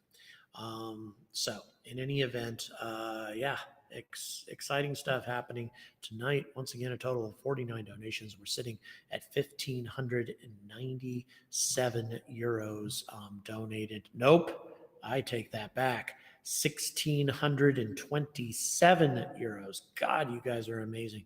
Stephen Lowry with another 30 euros going into this initiative. And again, want to emphasize that this dish will be used for scientific purposes, scientific projects for people all over the world. This is not just a radio telescope to benefit Ireland. It's designed to benefit people everywhere, not just Europe, but North America as well, and other regions. Anybody who needs dish time, and believe me, anybody who's into radio astronomy knows how valuable dish time is. Well, this is adding another radio telescope to that picture and giving access to the dish to people who can't necessarily afford it, and that is super, super important to radio astronomy, is for scientists, for students, for researchers to have access to this kind of technology without having to pay for it, because it's very, very pricey otherwise. And in addition to that, also, this dish will help contribute to the NASA Deep Space Network.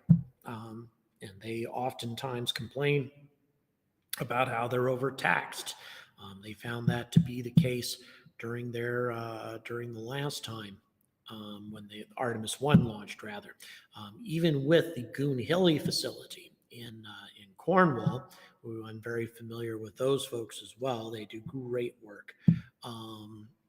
Even with that facility helping out with the CubeSats, they were still seriously overtaxed. So in any event, Greg and Susan, thank you so much for saying that. Yeah, I think it's a great mission too.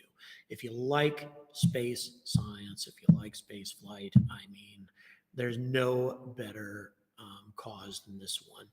And I urge everyone who's watching tonight, if you haven't already given a mere €5, £5, $5. That still makes a big, big difference, and we would be very, very grateful indeed. If you have any other questions, any other topics that you'd like me to discuss while I'm enjoying this cup of tea, please feel free to ask. And producer's off to make his coffee. Let's see here. And apparently we have Damien's Space News. Damien's a supporter of this channel, and I guess he seems to have his own YouTube channel. And so I encourage everybody to go check that out and subscribe, because he's a fantastic supporter. Brady, thank you so much for joining Patreon. I deeply, deeply appreciate that. Again, the support of my channel as well makes a huge difference, because unlike many fundraising professionals, not that I really call myself a fundraising professional, but unlike a lot of them, I'm not getting compensated for this. This is totally volunteer.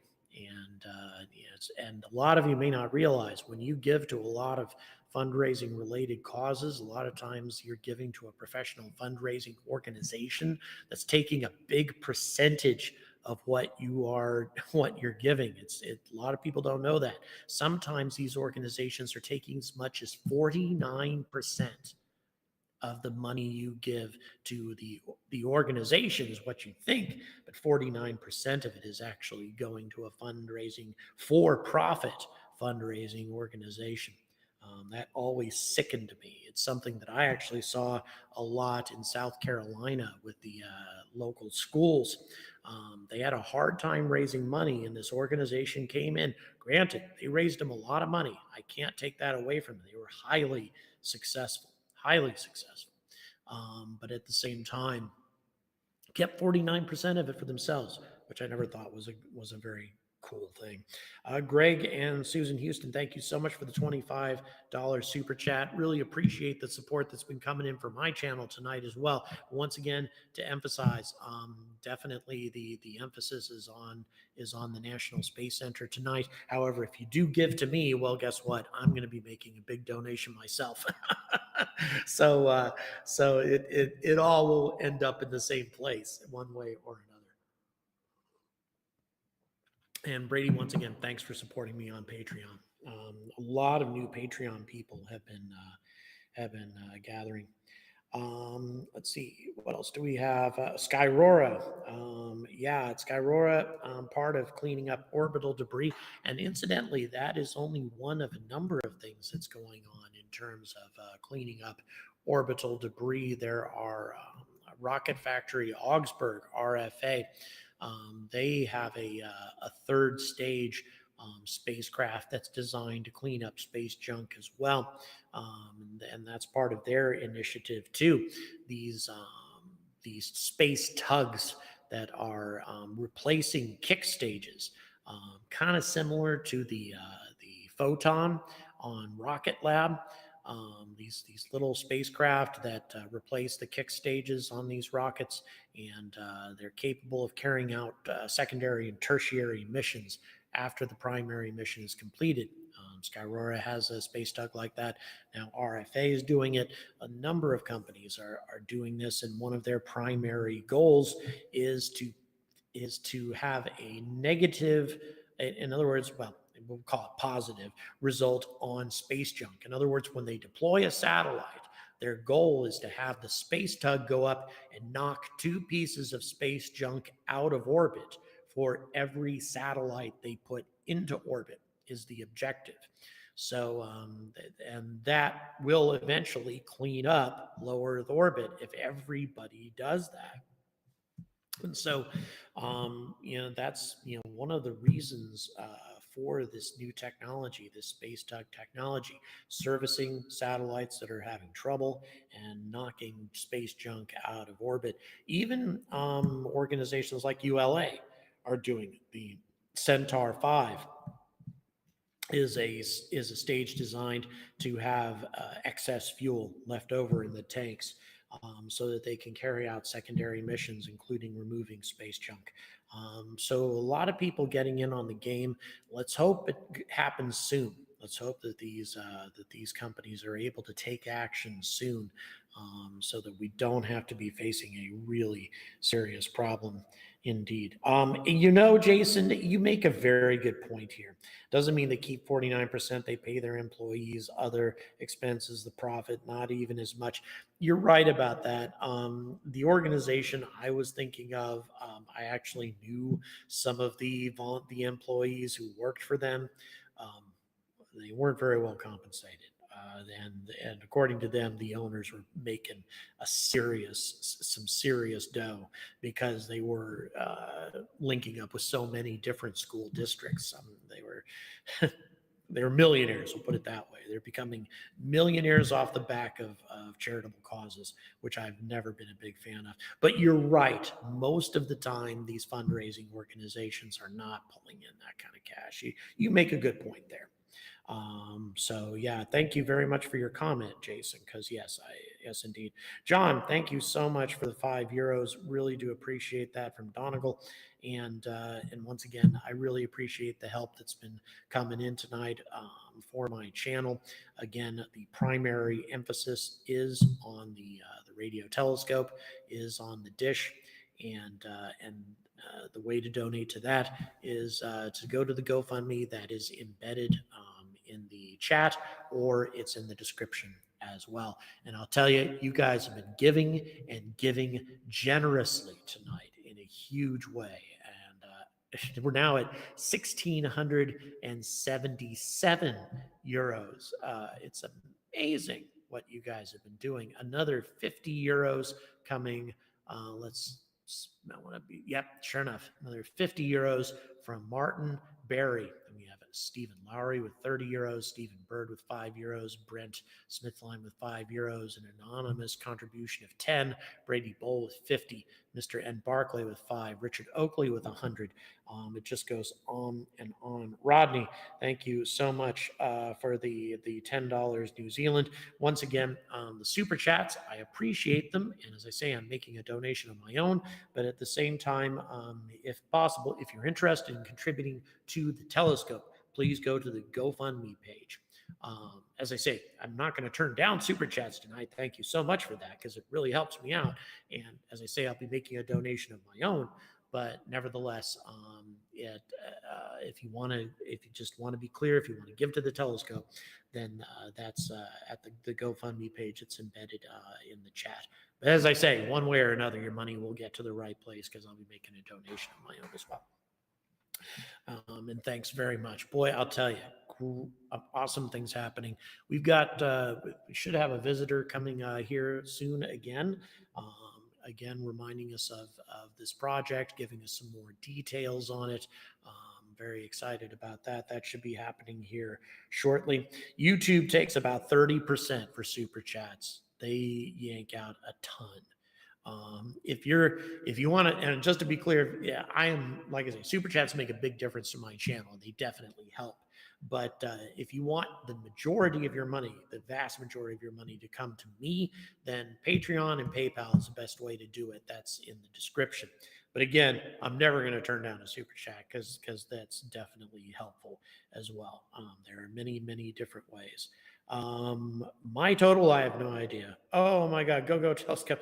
Thank you, Danu. Really appreciate the 50 euros that came to my channel. Really appreciate that. As I say, I'll be making a donation of my own, so it'll get back to the scope. Thank you so much for that. Really appreciate your generosity tonight. And again, if you want to support the telescope, make sure to go to the GoFundMe that's embedded in the chat or in the description.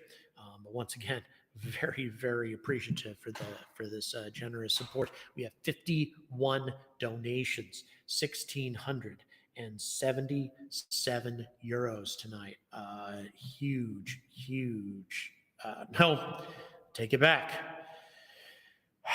Wow, you guys are amazing. We're now at 1,710 euros. We are closing in on 2,000 euros. Oh my God. Damien Donnelly with another 33 euros coming into this, joining Martin Berry with 50, Stephen Lowry with 30, Stephen Bird with 5. Brent Smithline with 5, an anonymous contribution of 10, Brady Bowl with 50, Mr. N. Barclay with 5, Richard Oakley with 100, John Marusi with 12, Stephen Henderson with 50, Patrick Todd 11, Samuel Cope 5, Dara Cunahan, I believe, 5. Another anonymous at 10. Brock Major, 5. Michael Fitzgerald, 250. That's an amazing thing indeed.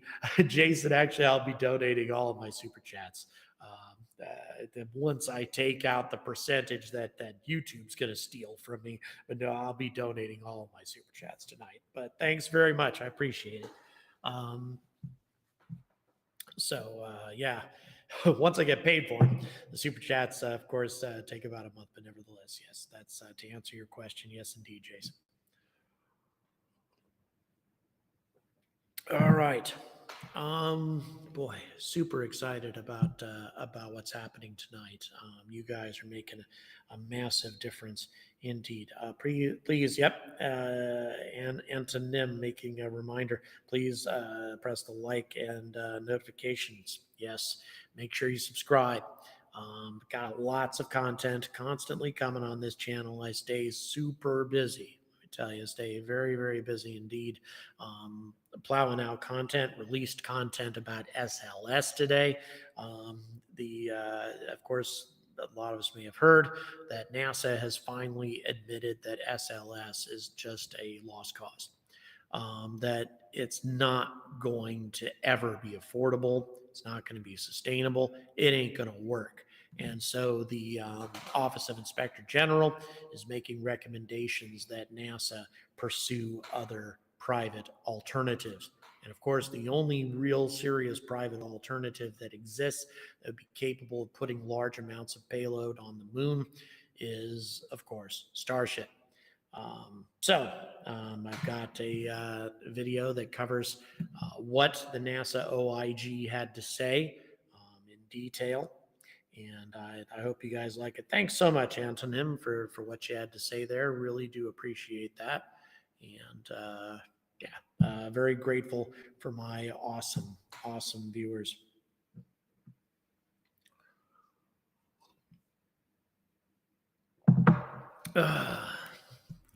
All right, let's get caught up here. See. As I say, sitting at an unbelievable 1,710 euros. Looking forward to hitting that 2,000 mark, and still holding out hope of reaching that 5,000 euro threshold. That would be an amazing thing if we could accomplish that. Congress is not going to like that report. Yeah, that's true.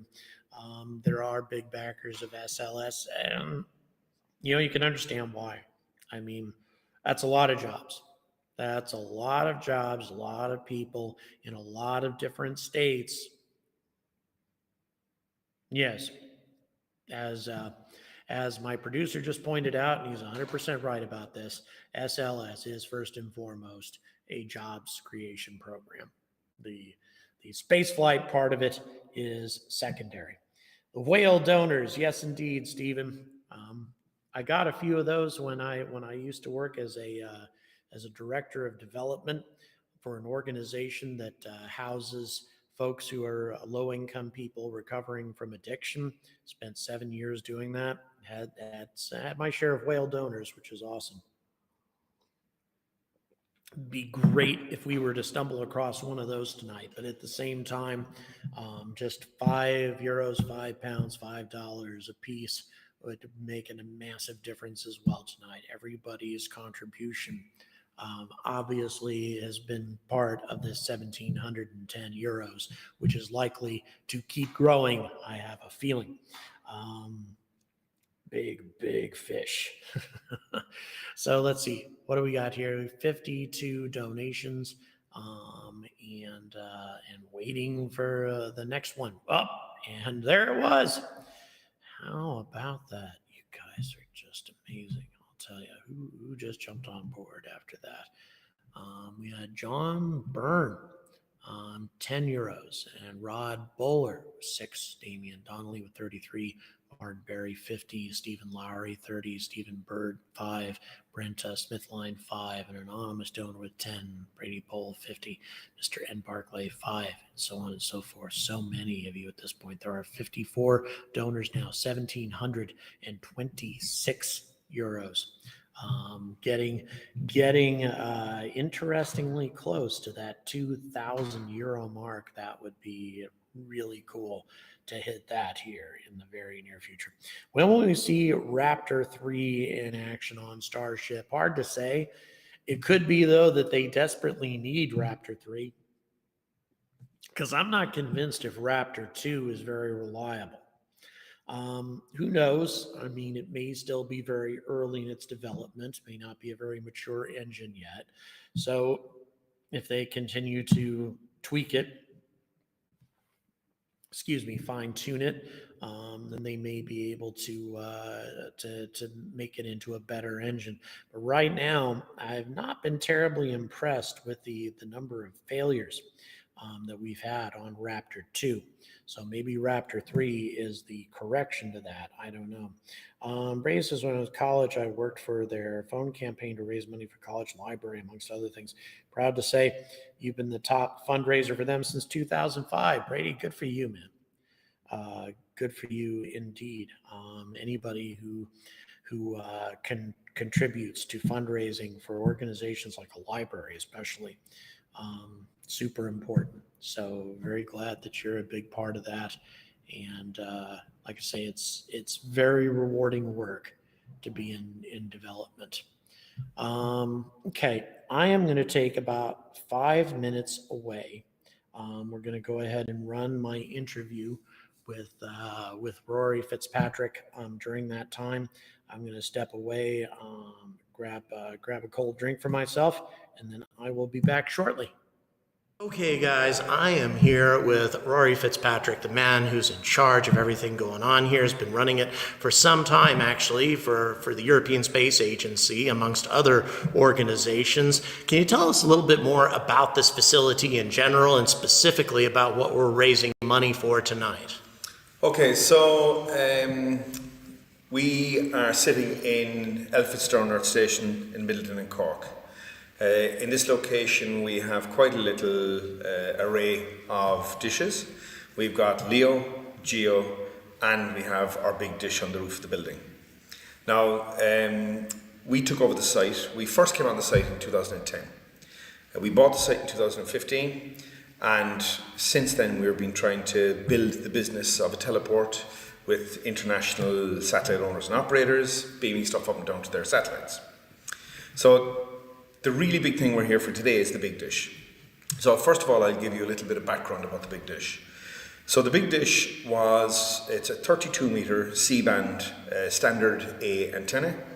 It was built by NEC and General Dynamics back in the 80s, and it was built to carry telephone traffic from Europe to America. So I don't know, people my age and older may remember that when you rang America, there was a time delay.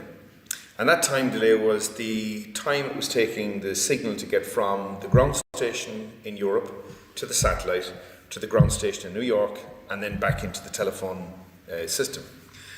Now, in Europe, the European telecoms weren't happy that the UK, Goonhilly, was too expensive, so they decided they would build their own ground station for taking telephone traffic to America. They looked around Europe and they wanted something right in the west, and for viewing satellites we're one of the best westerly positions in Europe.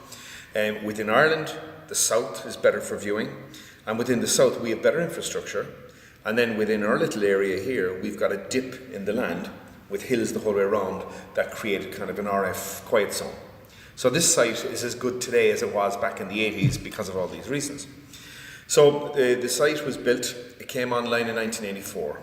And from 1984 until 1997, this carried telephone traffic from Europe to America, and it was for Teletalia, France Telecom, Deutsche Telekom, Telekom, and all the European telecoms together as a group. Now, from 1997, when the fibre came across, it technically was obsolete, but it still ran side by side for another 4 or 5 years, and then they started mothballing it. And then by 2005, all staff were gone, the place was going to be bulldozed, and we started negotiating with them then. So that's where the dish came from in the background to the dish. Since then, there wasn't much business for these big dishes for the last couple of years, and we tried to there was some R&D and radio astronomy projects, but Ireland is very small and we don't have a huge space budget. So there wasn't the money available for that kind of project that you do get in other bigger countries. So we weren't successful in that, and because of the structure in the Irish system, the Irish government can't give money directly to a single private company, and there's difficulties in funding it. If they put money into ESA, and we have, as you said, done a load of ESA projects, not on the big dish, mind you, but the way ESA operates is they give money back to companies in this area, but for infrastructure, Ireland is not invested in the infrastructure area. And because it's just for one company, it's very hard to get the government to justify putting money into the infrastructure area. So I understand then that for this dish, you set up a separate organization, a non-profit or not-for-profit organization that is going to be dedicated to providing access to universities, to various organizations that have need of this dish time. Is that correct? Absolutely. We spoke recently to Science Foundation Ireland, which is one of the Irish educational funding for science organisations, and they were very interested, but obviously we understand that they couldn't give us money the way it is at the moment. So they said that if it was a non-profit organisation, then we can do that. So we've set up a separate company, Big Dish.ie, or Big Dish Company Limited, I think is the technical name. And that has a lease, so we've leased the dish from NSE to the Big Dish Company, so that now has control over the dish. And that company is being operated on a non-profit basis, and the only reason we're doing this is to try and clean up the dish and get it back operating. Right.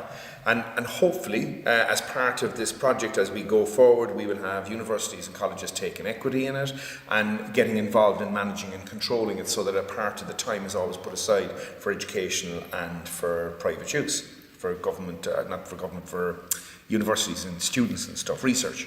Now, another advantage you mentioned to me is the fact that even if your company were to be bought out by somebody else, let's say Elon Musk wants to buy your company or something like that. Yeah, let's say that were to end up happening, right? Fat check. There we go. Yeah. But you still have a 30-year lease on the dish through this nonprofit organization to where it would stay intact as you intended from the beginning, regardless of what happens to your company. Is that right? Absolutely.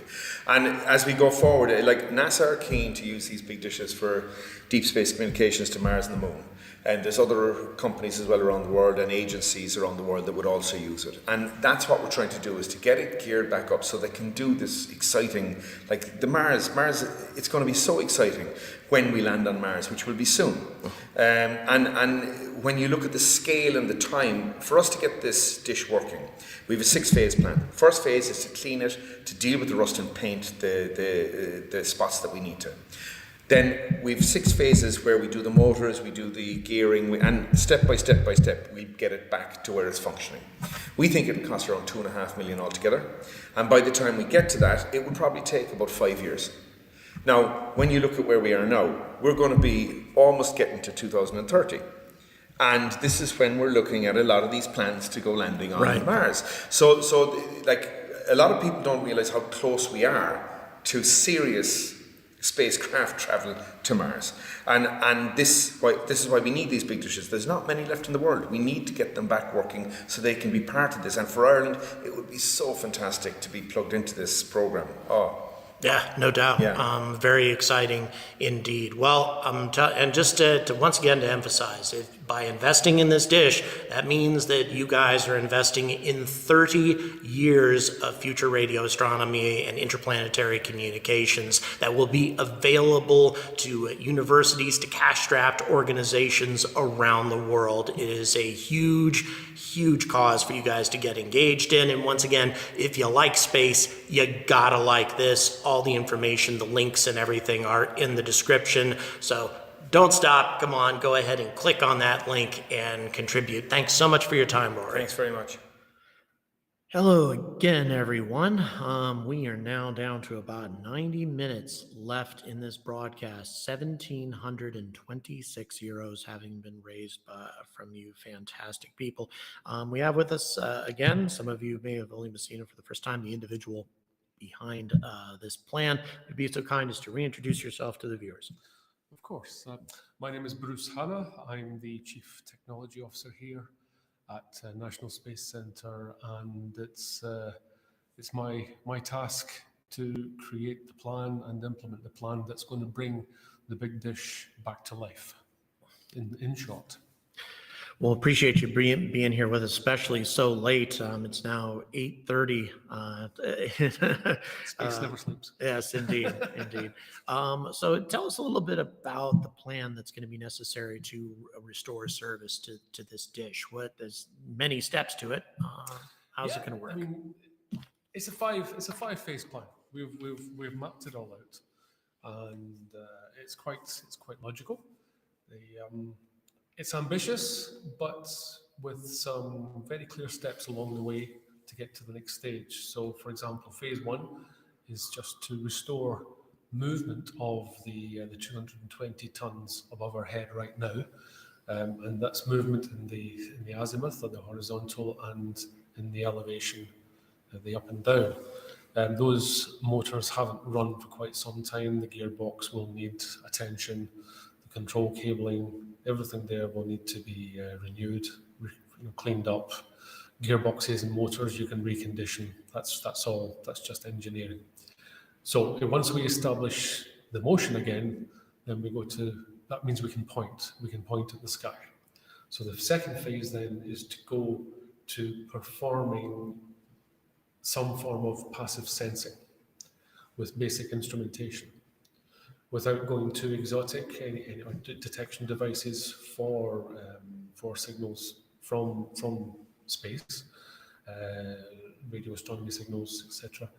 We would be attaching instrumentation to the dish, pointing, and then working probably more locally with the local third level institutions here, rather than going worldwide, but basically proving the capability that yes, we have an instrument that can go to the next stage because we are capable of picking up signals from space. The next stage then is to perform a full detailed survey, a full engineering survey, and that's crawling all over the dish, looking into every little nook and cranny, looking at every single aspect of the dish and working out, is it good enough? Can it be upgraded? Does this bit need to be replaced? And creating that roadmap. As part of that, we will then be looking at the use cases for the science work, the instrumentation we should be looking at, and all of the budgets that go along with that, because because when we moved on to the next stage, at stage 4, that's where we actually implement the refurbishment, and we do everything that we need to do in order to create an instrument that's going to be capable of running for 20, 25 years, maybe even 30 into the future, with only technological upgrades rather than, so we say, really heavy refits like we're about to perform now. Right. And then finally, once we complete that, we're into full operational capability, and we're off and running and working with the science community around the world to provide time for good science to be done using the instrument, and whether that's to more established science groups like the VLBIs and the Deep Space Networks, or whether that's for citizen science that is putting forward interesting proposals. All that is in play. And I think as has been explained earlier, because we are doing this as a not-for-profit exercise, that means that we get to work, we can work closely with the academic and scientific communities here, because we're not looking to generate profit for a whole lot of shareholders. It's for the science. So that's the 5-phase plan. It's going to take several years. It runs for most of the rest of the decade, because at each time we're going to have to get to a decision gate. We're going to have to into fundraising mode. We'll be looking at some fairly serious instrumentation. Probably we'll be looking at cryo coolers for the back end. Probably we'll be looking at precision timing, because so much work is being done with arrays of antennas these days. So we're under no false illusions as to this as being a trivial task. It's a major task, but we see the roadmap, we see the objective, we know how to get there, we know the people are out there who will help us achieve this. And we will also, in the future, be looking for ideas from the community out there to say, listen, if you could, what would you be using it for? Right. Because that's where the ideas come from. Is what if? So I'm a firm believer in the maxim, the idiom, or whatever. Some of the best things happen straight afterwards. Wow, that's funny. Never expected that. So something comes out of left field, and you say, Right. yeah, that's a great idea. Let's do that. Fantastic. Well, it's very intriguing. What you're working on is a huge. And one thing I want to make sure to emphasize to everybody who's watching right now: this is not an Irish program, exclusively. This is something that will offer services to people throughout the world, to educational, to institutions, scientific institutions, universities, etc., and also organizations like the Galileo Project, SETI-like organizations. So, I mean, not everybody, offers those types of services to that, broad of a spectrum. That's what this organization wants to do, is to make Dish Time available to all kinds of people everywhere. And so if you're not just supporting Irish radio astronomy, but with your support tonight, this is something that's going to benefit people around the world. Yeah, and I think we've seen in other instances where a signal has suddenly appeared, and the more instruments you have that can be brought to bear quickly in that vicinity of space, the more chance you have of some quality information that can be, some quality data that can be analyzed to try and, shall we say, maybe it could be something, maybe it's nothing, but we'll understand more as a result of it. And that's why, I mean, as I said earlier, I'm a self-confessed space nut. I do talk about space. I've only ever dried up once. And that was many years ago. We had a group of engineers from the local area who came round for a tour, and they were very, very interested. And after 2 hours of talking, I said, "Guys, I have nothing else. I'm sorry, you'll have to go home." For the first time ever, I drive. How about that? Yes, that to end of days, just to ask a question, no, it doesn't work. That is the reason why we're here. We need to preserve it before it gets to the point where it cannot be restored to service, or until it's just prohibitively expensive to restore it to service. That's the first goal, and that's what we're raising money for tonight. Once it's been preserved and once it's been cleaned up, etc., then at that point we can restore it to service. But no, it does not work. And this, one of the big things we're trying to accomplish. And again, to emphasize just how important this could be, the NASA, was recently complaining that the Deep Space Network is overwhelmed. During the Artemis 1 mission, they were unable, or almost unable, to handle all the traffic. Actually, they were unable to handle it, which is why the Goonhilly facility in Cornwall, more friends of mine, they were able to pick up the slack on the CubeSats, but still very, very difficult. So NASA needs more capacity onto the Deep Space Network, and to build a new one of these things is $30 to $40 million and probably more, whereas to restore service this way is going to cost a fraction of that. So not only is this are you supporting good science, you're supporting a really good idea. And actually, something that we touched upon earlier, I was talking about the geography of this location in Ireland as being on the edge of the Atlantic and nothing between here and the east coast of the US. It's a big empty gap where there's no capacity, there's no instrument for listening, if you want to call it that. But another advantage we have here is that although we are in the middle of nowhere, and you might be looking at a picture which shows the sky being quite low around the dish, we're actually in a bowl. And that bowl shields us from a lot of the RF interference from the surrounding towns, and Cork City 20 kilometres away. We've had a couple of radio surveys done over the years, several in fact, and each time it comes back and we're flatlining in all but a couple of mobile bands. And it really was quite remarkable that we are so quiet here. When the team selected this location back in 1984, in the early 80s, they knew what they were doing, because there's so many other places that could have been built, and we're thinking, why here? Right. And that's why. Well, this is why. Yeah. Lucas Idzik just made his second donation of the night, another €10. coming in. So we are now sitting at 1,736 euros. You guys are fantastic. We are running out of time to hit that huge goal that I set for us, 5,000 euros. Perhaps that was a little too ambitious, but that is the way I tend to be. So at the very least, we certainly want to see if we can get past that 2,000 euro mark. If you have not shared this stream and this fundraiser everywhere that you can think of, please do. Just let more people know about it. Even if people hate my channel, can't stand my smart ass editorials and such, this is still a cause that anybody who likes space science should want to support, because once again, it's very difficult for a lot of educational institutions, a lot of scientific institutions to get access to free dish time, which is indeed what this organization is seeking to do. Really appreciate the time you spent with me tonight, because you've made several visits up to this point. I think you've also offered to take me home tonight. I don't think I want to hitchhike across. Drive you home, not take you home. There you go. Okay, That's yeah. it. Drive me home. Yes, that is indeed. So that's better than hitchhiking across. Well, it's the way the We just got 1,000 unique viewers, by the way.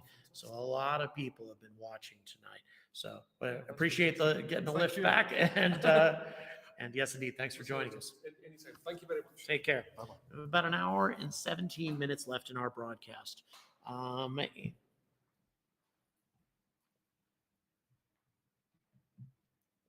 Yeah, let's see. What's the story on us lighting up the dish? What would be the complexity involved in doing that? Okay, that's kind of what I thought. Let's actually, I don't want to set 2,000. I think that's too low. I want to go for 2,500 euros to light up the dish tonight. 2,500 euros. I think that is a very accomplishable task in the hour and 17 minutes we have left. Share it around. I'm not asking folks who have already given to give more. I'm just asking folks to share this fundraiser, share this stream, let people know about it. Let's try to get to 2,500 euros tonight, and I would be a very happy person indeed. So in any event, thanks very much for everybody's contribution up to this point, because you've been doing awesome stuff. Antonym says we like your editorials. Yep, and I am deeply appreciative of that. Not everybody's a fan, though. That's for sure. A lot of people think that I'm too negative, but my position is always to say good things about innovative space flight, about good ideas, and to talk a lot of shit about things I don't like. Let's put it that way. By the way, people have still been paying a great deal of attention to the video I released about NASA admitting that SLS is hopeless. We got 6,400 viewers in about 4 hours on that one. So a lot of people have tuned in to my recorded video that I released, and people are watching for a long time too. So really do appreciate everybody's contribution. Does What About It know about this? I don't think so. Yeah, please do. Our producer is actually very familiar with What About It. He's done a lot of work for What About It in the past. So yeah, we didn't subscribe to the polite and feeble astronaut. Yeah, it's a good point, Brady. That is not what I am at all. When I was coming up with an idea on what I wanted to do with this channel and how I wanted to distinguish myself, I figured, you know what, everybody's too polite about all of this. We really have a big struggle in the spaceflight industry to try to get enough support, to try to get the right kind of support, and to spend our money efficiently. And I mean, NASA just doesn't get a whole lot of money to begin with. They really don't. And then, on top of that, to have, companies exploiting NASA, especially companies like Boeing, especially companies like Northrop Grumman, especially companies like Lockheed Martin, the good old boys clubs who have these cost plus contracts where they can run up as big of a bill as they want to and still get big ass bonuses at the end of the contract. That's simply unacceptable. I mean, it would be unacceptable to any reasonable person. And yet, that is something that we contend with over and over and over again in the space industry. And again, given the paltry amount of support that NASA receives, it's just not acceptable at all. We got to find a better way. There are better ways of doing things. Fortunately, we have companies like SpaceX who have roared into the market with really, really low prices and top quality service all at the same time. And as a result, they've reset the bar. And there are some companies that are adapting. We have companies like ULA that are coming up with a lot of new innovations to try to compete with SpaceX. Smart reusability on the engines on the Vulcan Centaur. More efficient manufacturing methods. The Centaur 5 upper stage that can be used many times over as a space tug, as a refueling depot. Carrying out secondary, tertiary missions, helping to build a cislunar infrastructure. Those kinds of, that kind of innovative thought was a little hard to come by at ULA until they had SpaceX driving the competition. Arianespace doing the same thing over here in Europe. It took them a long time to get around to it, but ultimately they did get around to it. And now they are coming up with a plan for reusable boosters, including reusable strap-on boosters for the Ariane 6, including a reusable core stage for the Ariane 6, including a reusable upper stage called the Suzy. All kinds of new innovations from Arianespace to where they're completely embracing reusability finally, because they know they can't keep counting on those fat government subsidies to keep them in business. ESA is not going to put up with that much longer. So they're making good moves. Not only did they make good moves in that regard, but they also made good moves in terms of supporting startup launch providers like Orbex in the UK, and also PDL. Is that who they are? I'm forgetting the name all of a sudden. Down in Spain, who just carried out a launch recently. Looking forward to covering them a bit more as time goes on. Doing another live stream this week on this subject, contacting. Unfortunately, I will not be Mountains of Elysium. I leave Ireland day after tomorrow. And I'll be going on to other projects. I will definitely contribute again to this fundraiser. I definitely want to do everything I can to help these folks out. But I will not be in Ireland again for quite a while. Oh, we just had another jump. Yeah, I'd love to. I really wish I could get elsewhere in Ireland, but regrettably I won't. I'll be here tomorrow, and then that will be the end of it. And tomorrow I've got a tour event. Before I talk about that, though, I need to talk about the latest donation. We just jumped to 1,766 euros. And that was an anonymous donation, 25 more euros. And then Alexander Georgis or Georgis, I'm not sure how that's pronounced, but another 5. So 30 more euros to the cause. So we've jumped to 1,766 euros. Fantastic. Looking forward, hopefully, to getting the rest of the way to 2,000 at least. And we have over an hour to go. So I'm an ambitious guy by nature. I'm still thinking we can get to that 2,500 mark. That'd be really great. I'll try to promote the live streams. Too late, no answer. Mountains Elysium, I really do appreciate it. However, it's good to keep in mind that they can still promote it because this is recorded. It'll be sitting on YouTube forever. So if they want more information or whatever, they can still come to my channel. It will definitely be here. And as I say, at some point, I would love to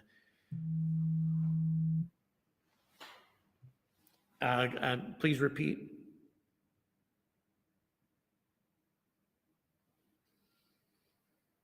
Right. And also local radio can contact the Space Center, talk to Sabrina. She's in charge of the marketing side of things here. It knows everything about what's going on as far as that's concerned. You got to see her briefly tonight. Very, very vibrant young lady who definitely is committed to this cause. And it was really cool spending time with her as well during my stay here in Ireland. Tomorrow, my tour event, my first tour event in Europe, is taking place once again here at the National Space Center. That is it's not related to the National Space Center. It's a lecture entitled "How SpaceX Will Save the World." And the cost or the charge for attending, €10 in advance, €15 at the door. And the links for all of that are on my GoFundMe, and you can find it in most of the videos. Not this one, because this video I have it all dedicated to this cause, but most of my other videos you can find that. And if you'd like to attend, you can just do €10 in advance, 15 at the door, and show up here from 7 p.m. to 9 p.m. Again, 7 p.m., or actually be here by 6:30, because we're doing a tour of the facility too. So 6:30 until 9 p.m. and be a tour and a lecture. A lot of talking about space flight. So, and how it can contribute to our civilization in a very big and positive way. Excuse me. Boy, I'll tell you, I get broadcasting for a while starts taking a toll on me after a time. I've been on the air for nearly 4 hours now. So we got one more hour to go. Let's adjust the camera slightly. One more hour to go. And to put things into another perspective, we have, let me just go ahead and do some math in my head. Oh my God, we just had another big jump.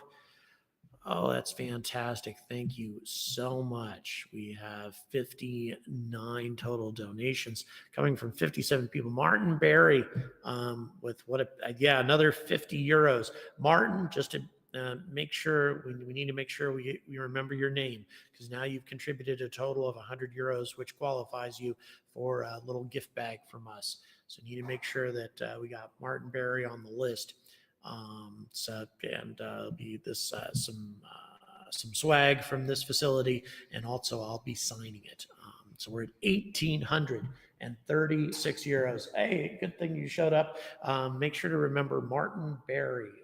He made 2 separate contributions of €50, so we're at 100 total from him. So he qualified. So we're at €1,836 tonight. I'm still holding out hope for 2,500, and we'll light up the dish under those circumstances. Oh, they're making plans on how to make it all appear for us tonight. So let's not have this effort go to waste tonight. We need to get to that 2,500 mark. And we have an hour and 5 minutes to do it, folks. So I'm very, very optimistic that we can get to that point. John Byrne, Sky TV on BBC, to say space industry is worth $26 billion to the UK economy annually. The UK don't launch any rockets yet, and Ireland should invest much more in the space industry if the future promises a great return. Very true indeed. And soon the UK will be launching rockets. But you're right, they don't yet. But the satellite industry is huge in the United Kingdom, huge.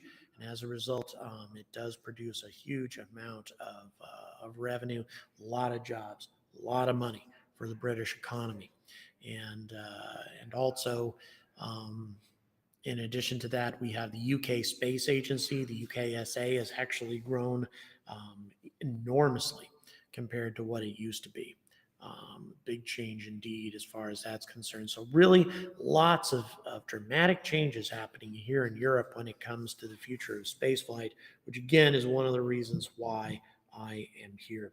Marina says Ireland deserves to have a working and thriving space program. Marina, I agree with you completely. Says, I thought there was a plan to launch a rocket from Saxavord at the end of this month.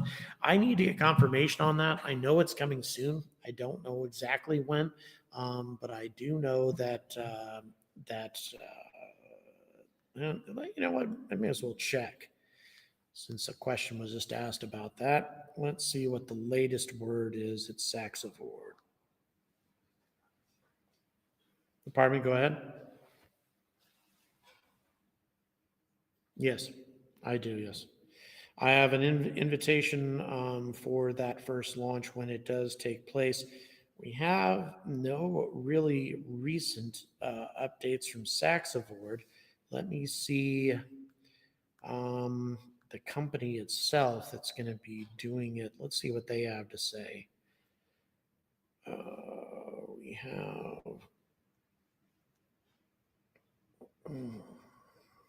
bear with me here.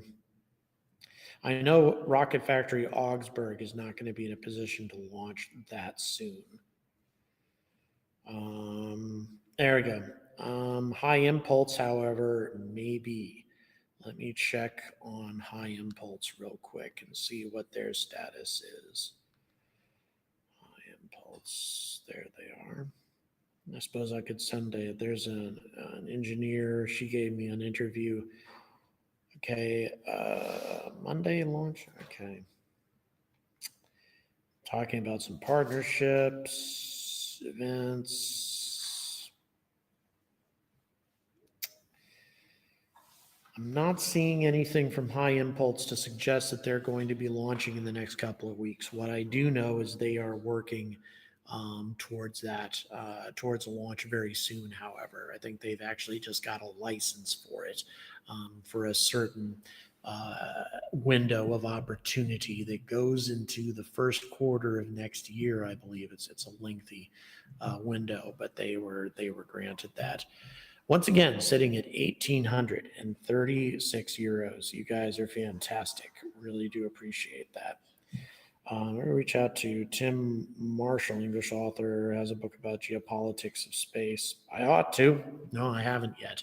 What I have coming up in the very near future is a tour of Pulsar Fusion, who are working on a fusion space propulsion system using the plasma from a fission reaction. A fission/fusion reaction in order to power or not to power, but rather propel a spaceship. They're going to be making plasma in a new vacuum chamber of theirs. So I'm looking forward to seeing the new facilities that they have. I was out there last year and looking forward to seeing what they've got going on here very soon. Brief summary of UK hopefuls and launch sites. Sure. The UK hopefuls that we have right now are, we have Skyrora, which is in Scotland, in Edinburgh, and they have some interesting things in the works at the moment, including it's all of these are small rockets, but the Space Tug is one of the exciting things that they have, a modified kick stage that will not only allow them to put satellites into higher orbits, but also carrying out secondary and tertiary missions of knocking space junk out of orbit. That's one of their objectives. We have Orbex, who are highly secretive. They are operating out of another facility in northern Scotland, forgetting the name. Saxavord is the primary facility in Scotland, in Shetland, actually, way north. Very windy place at that, but they've made excellent progress on their facility. They have 3 launch pads to start off with, 5 eventually, with an annual launch cadence of 25 rockets. So essentially, a launch every 2 weeks is their objective, with numerous different partners there. But Orbex is the other major UK launch provider. and Orbex have a reusable rocket. They state that their objective is to leave nothing. Saying thank you. Sutherland is the spaceport, correct? That's Orbex, and Orbex's ambition is to leave nothing in space at all. So the first stage is reusable, although they don't really detail as to how they're going to reuse it. But they'll have reusability in the first stage, and then the second stage will deorbit itself. So the idea is to leave nothing in space except for the satellites themselves. So they definitely have some interesting prospects moving forward. Both Skyrora and Orbex, again, small sat launch providers. Those are the major players. However, there's another one called Black Arrow that I've been in contact with for quite some time. And they have suddenly come up with some new partnerships that could bear fruit. And what they want to do is launch from a tanker out, or not a freighter, out in the ocean, which is a great idea because it increases the amount that they can launch. There are limitations on how much you can launch from Britain in terms of payload, etc. And so we'll see what happens with that. But there's definitely some cool stuff coming up. Oh, thank you very much. Really do. 100,000 welcomes. Thanks. I appreciate the kind. In the UK's launch site, Gibraltar, the obvious choice farthest from the axis of rotation. So you get the most free linear velocity. It's a good idea. That's an interesting concept. What they're trying to do, however, is polar launches. That's their main objective, so that they're going as far north as they can get. Obviously, it's a very specialized market that they're pursuing, but that's what they're looking to do. RFA, on the other hand, German launch provider that I stay in constant contact with. They've got a lot of ambitious things going on, but they intend to launch out of both Saxaford for polar launches, and on top of that, they also intend to launch from Guyana. They're going to make use of those Arianespace facilities. So that means they'll have access to both those equatorial launches and also those polar launches. Oh,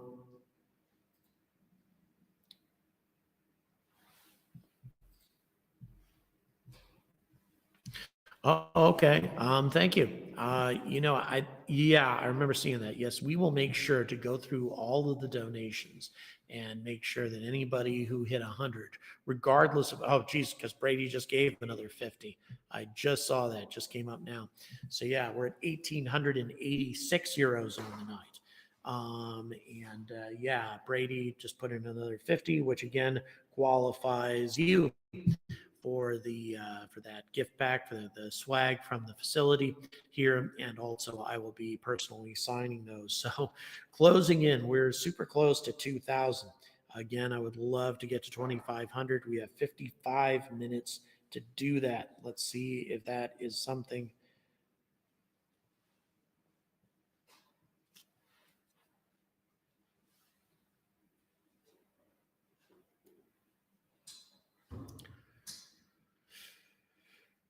Please do.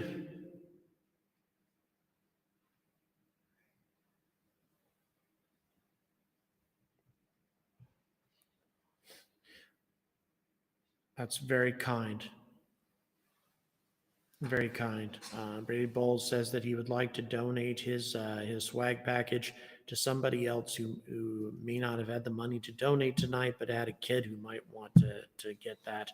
And I am totally open to that. My email is in the description of most of my videos. Somebody would like to ask for that, I would be delighted indeed. Now I'm up on the big screen. How about that? How about that? So now, then the reason that you guys can't see that, I may as well show you. Yeah, we figured we could do a little tour while it's up. We got let me go ahead and see. Here. So we got a big screen here. And the reason First of all, I'm up on the big screen.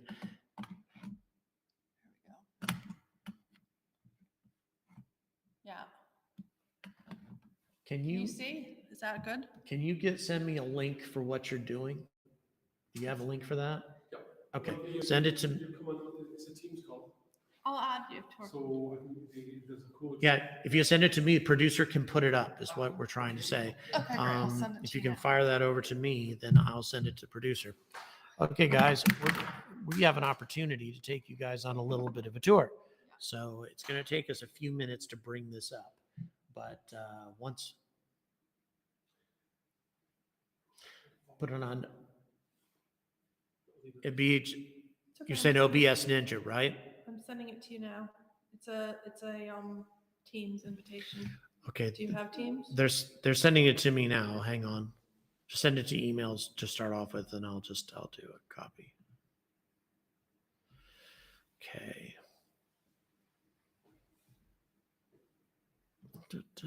There we go. Okay, and oh right, it's a Teams meeting Yeah. thing. Aaron, can we do that? Yeah.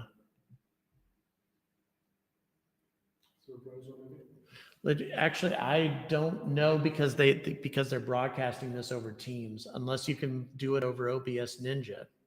No, because I don't have OBS here. I don't have. Well, you can just pull it up on a browser.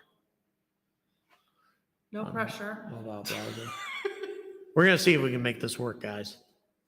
Okay. Join on the web. There's a ability Mhm. to join on the web. There's a link there. Do you want a link for the Teams thing real quick, Aaron? Let me send that to you just so you can have a look at it.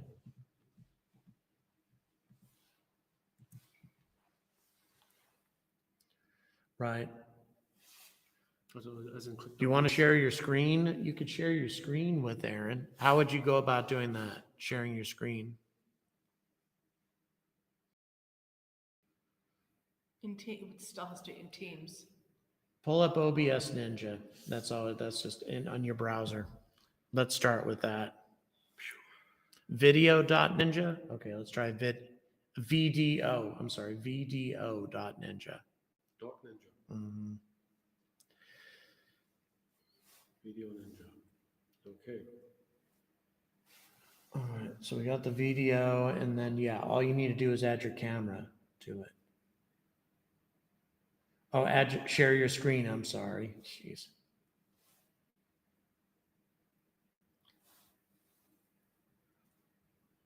So remote screen share into OBS, is it? It's not. Is it remote screen share? Is it into OBS? Is that what you're saying, Aaron? Okay, yeah, do that. Sorry. Sure. So I better come out of this call before I do that. Oh dear. 1 second, because otherwise it may get confused. Da-da-da. We're trying to get this working, guys. We'd love to show you Bear, around. a bear little with bit. us, yep. Yeah. Sorry, what's the one? That one.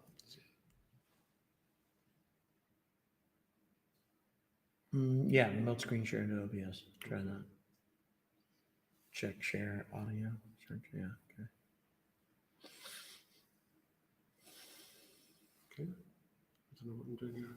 Select screen to share. Yeah, no doubt. There's many things we could have done if you had been here. The Yeah. Windows does not support screen sharing. The Android native. It doesn't support it. We're getting there, so This yeah. is, let me see if I try. Oh, there's mine. Hang on a second. If I try the other browser. I already did. I already sent it to you, Aaron. We're gonna see what we can do. In the meantime, we'll keep talking about this.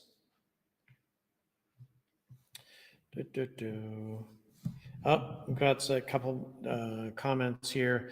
We have a youth club in Donnelly and Donegal who would love to make use of that swag bag. Well, John Byrne, since you're the first person to mention it, can we please put John Byrne on instead as the recipient for what's his name? as the recipient for Brady Bowles swag pack. So it will be John Burnett. There's a youth club in Donny Loop. John, can you or just you can get my email address in the description of most of these. So in the meantime, let's go ahead and stay focused on what we're doing here. We're at 1,886 euros with 49 minutes to go. You put it through a request to join the meeting.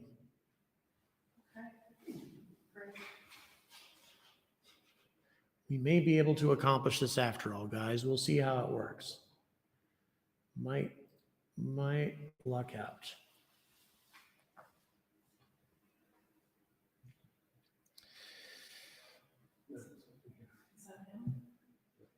Bonus, they're out on the south side of Millsboro. There'll be a whole lot of public viewing area at a safe distance to Cleveland Hills. All right, guys. So we, by the way, if you have any questions and comments about spaceflight in general, I continue to be happy. Yeah, we can hear you. I can hear you echoing actually. So yeah, I can tell that you're in the meeting. We are still working. We're talking about a vertical launch site. Which one are we? Sorry, I kind of lost it. Both south side of Millsboro, there'll be a lot of public viewing. Yeah, actually, yeah, that's one thing. The biggest UK launch facility that's coming up. That's all the way up in Saxaford, and the public viewing is going to be a little bit more difficult all the way up there. I would say people on the coast of Norway, though, will be able to see it pretty clearly. Also, people on the east coast of Iceland should be a pretty easy viewing as well, depending, of course, on the weather.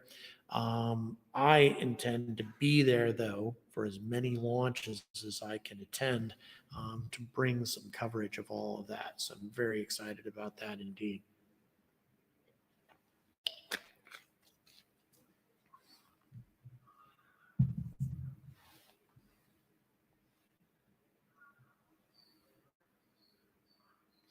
Well, I do believe they're hearing everything that you're saying.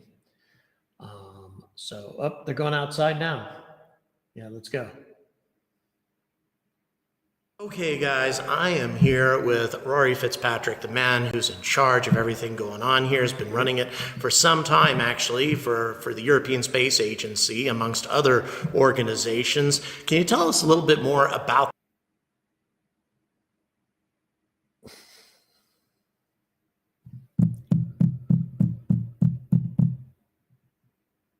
We're waiting for an opportunity. The folks are outside or... Okay. Hold on. I think I'm going to have to go tell them. Guys, I will be right back.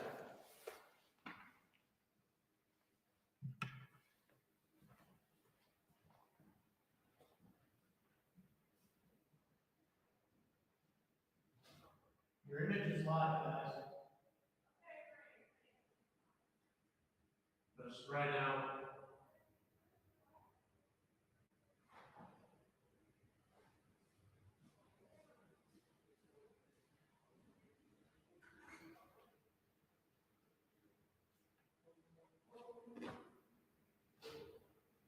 Shall we go with this? Yeah, sure. Why not? Okay. All right, folks. All right, go ahead.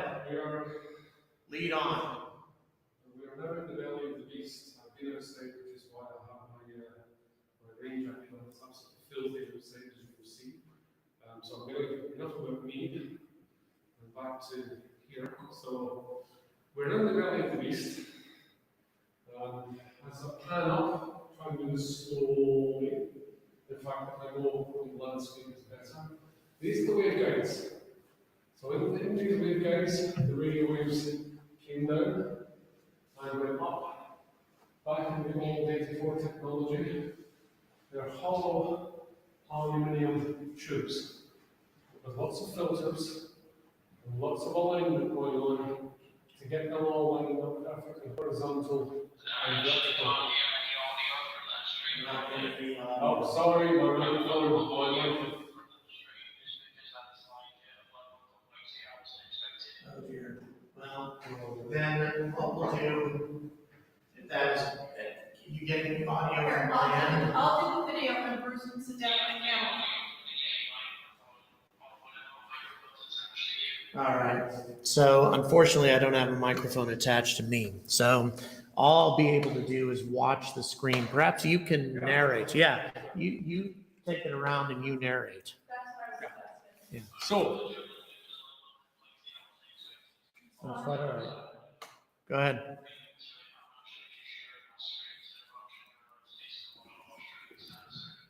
No, just, you can go ahead and start narrating.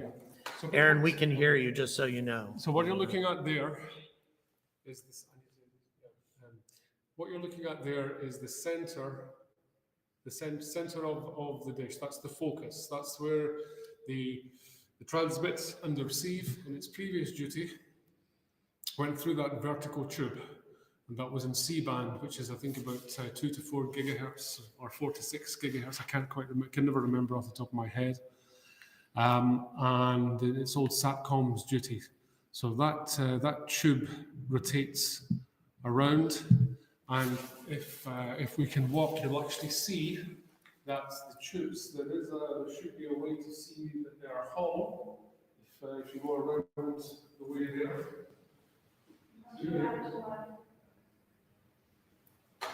So these aluminum tubes are hollow, and the filter and the smooth, they comb out the radio waves to get them perfectly aligned horizontally and vertically. This was 1984. Now waveguides are still used, of course, but that was what the purpose of that network of black tubes above our heads was, to basically get all those. The room that we are in was full of racks of power amplifiers, and the mux and demuxing was going on, the up conversion, down conversion of the radio waves from the telephony traffic. And this room is about, if I remember, 18 meters in diameter. And there was so much heat generated in this room that there was 3 huge turbine fans just to the left there, stop there. You'll go back, keep going, sorry, keep going, stop. Right, so there, and that, by the way, just go left a bit, go left a bit. Big shout out to, I think it's Mihal Fitzgerald earlier. Plug out for him for his kind donation. Look out for stormtroopers, okay? Check it out, it's great, okay? And I'm going to say that, but big shout out for Mihal for his donation earlier. So, in that room there was 3 huge turbine fans, and their sole job was to suck the heat out of this room because it got so hot. The amount of heat that was being generated by 1984 vintage radio frequency amplifiers and converters. So this room was full of equipment generating huge amounts of heat. The walls are about 2 feet thick, full of steel rebar to support the 220 tons above our head. That is what supports it. So this is the main area. There was a room outside which had a telephone exchange in it, and we've since stripped that out, and that's now our data center, but I'm not going to show you that because that's off limits. Yeah, figured. Yep, hello. Yes, it's very, very wet outside. So if you can keep it going, right, although it's a filthy night outside and it's storm B anyway, and it's absolutely howling outside, we'll go out and we'll turn the lights on and show you the dish in all its nocturnal glory. We're gonna. How much are we up to? We're not even quite to 2,000. You know, I hate to scale things back too much, especially since we still have 40 minutes left in the broadcast. So you know what? We're just going to go ahead and wait on that for a moment and see what ends up happening before we light up that dish. Yeah, I agree with you, producer, but nevertheless, it's the way I am. I'm a stubborn person when it comes to support. So we're gonna see what else we can get out of this tonight. Is there a way to switch back and switch them back to OBS? I'm just turn the video off, that's all.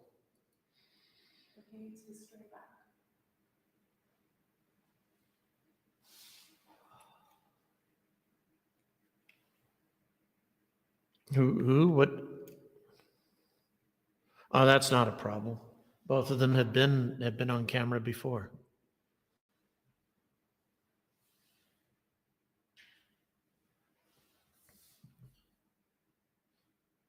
Apparently, we're getting a frozen video feed. Is that right?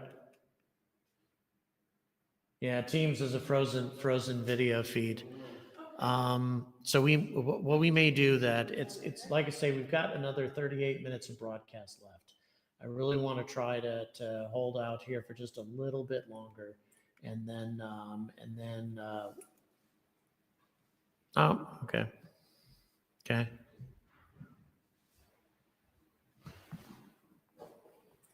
I think we're taking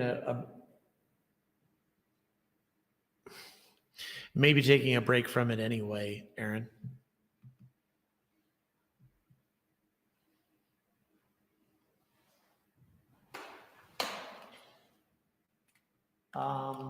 Yeah, because we're not getting any narration. So let's do that.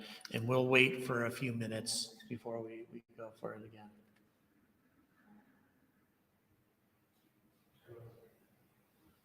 Okay, you can have your string back, Jordan. Right. No, that's all right. Let's keep broadcasting for a few minutes, and then we'll switch back over to Teams. Okay. We got, like I say, we got another over 30 minutes left. So let's go ahead and do that.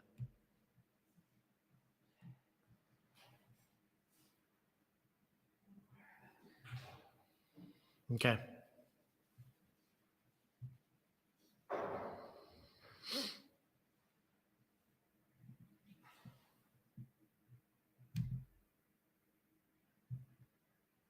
Okay. Hey, so I can be heard. Is that correct? Sorry, guys. We went through a lot of last second kind of bootstrapping this to see if we could bring you guys some details. We are going to take you outside at the end of the broadcast to at least have a look at the antenna. What we would love to do, though, is show you a lit up antenna. At this point, we have accomplished a lot tonight. There's no question about that. And I don't want to minimize what's been done. What I'd like to see, just share this thing. If you haven't already shared it, oh my God, we're up to 1,891 euros. We're only 109 euros away.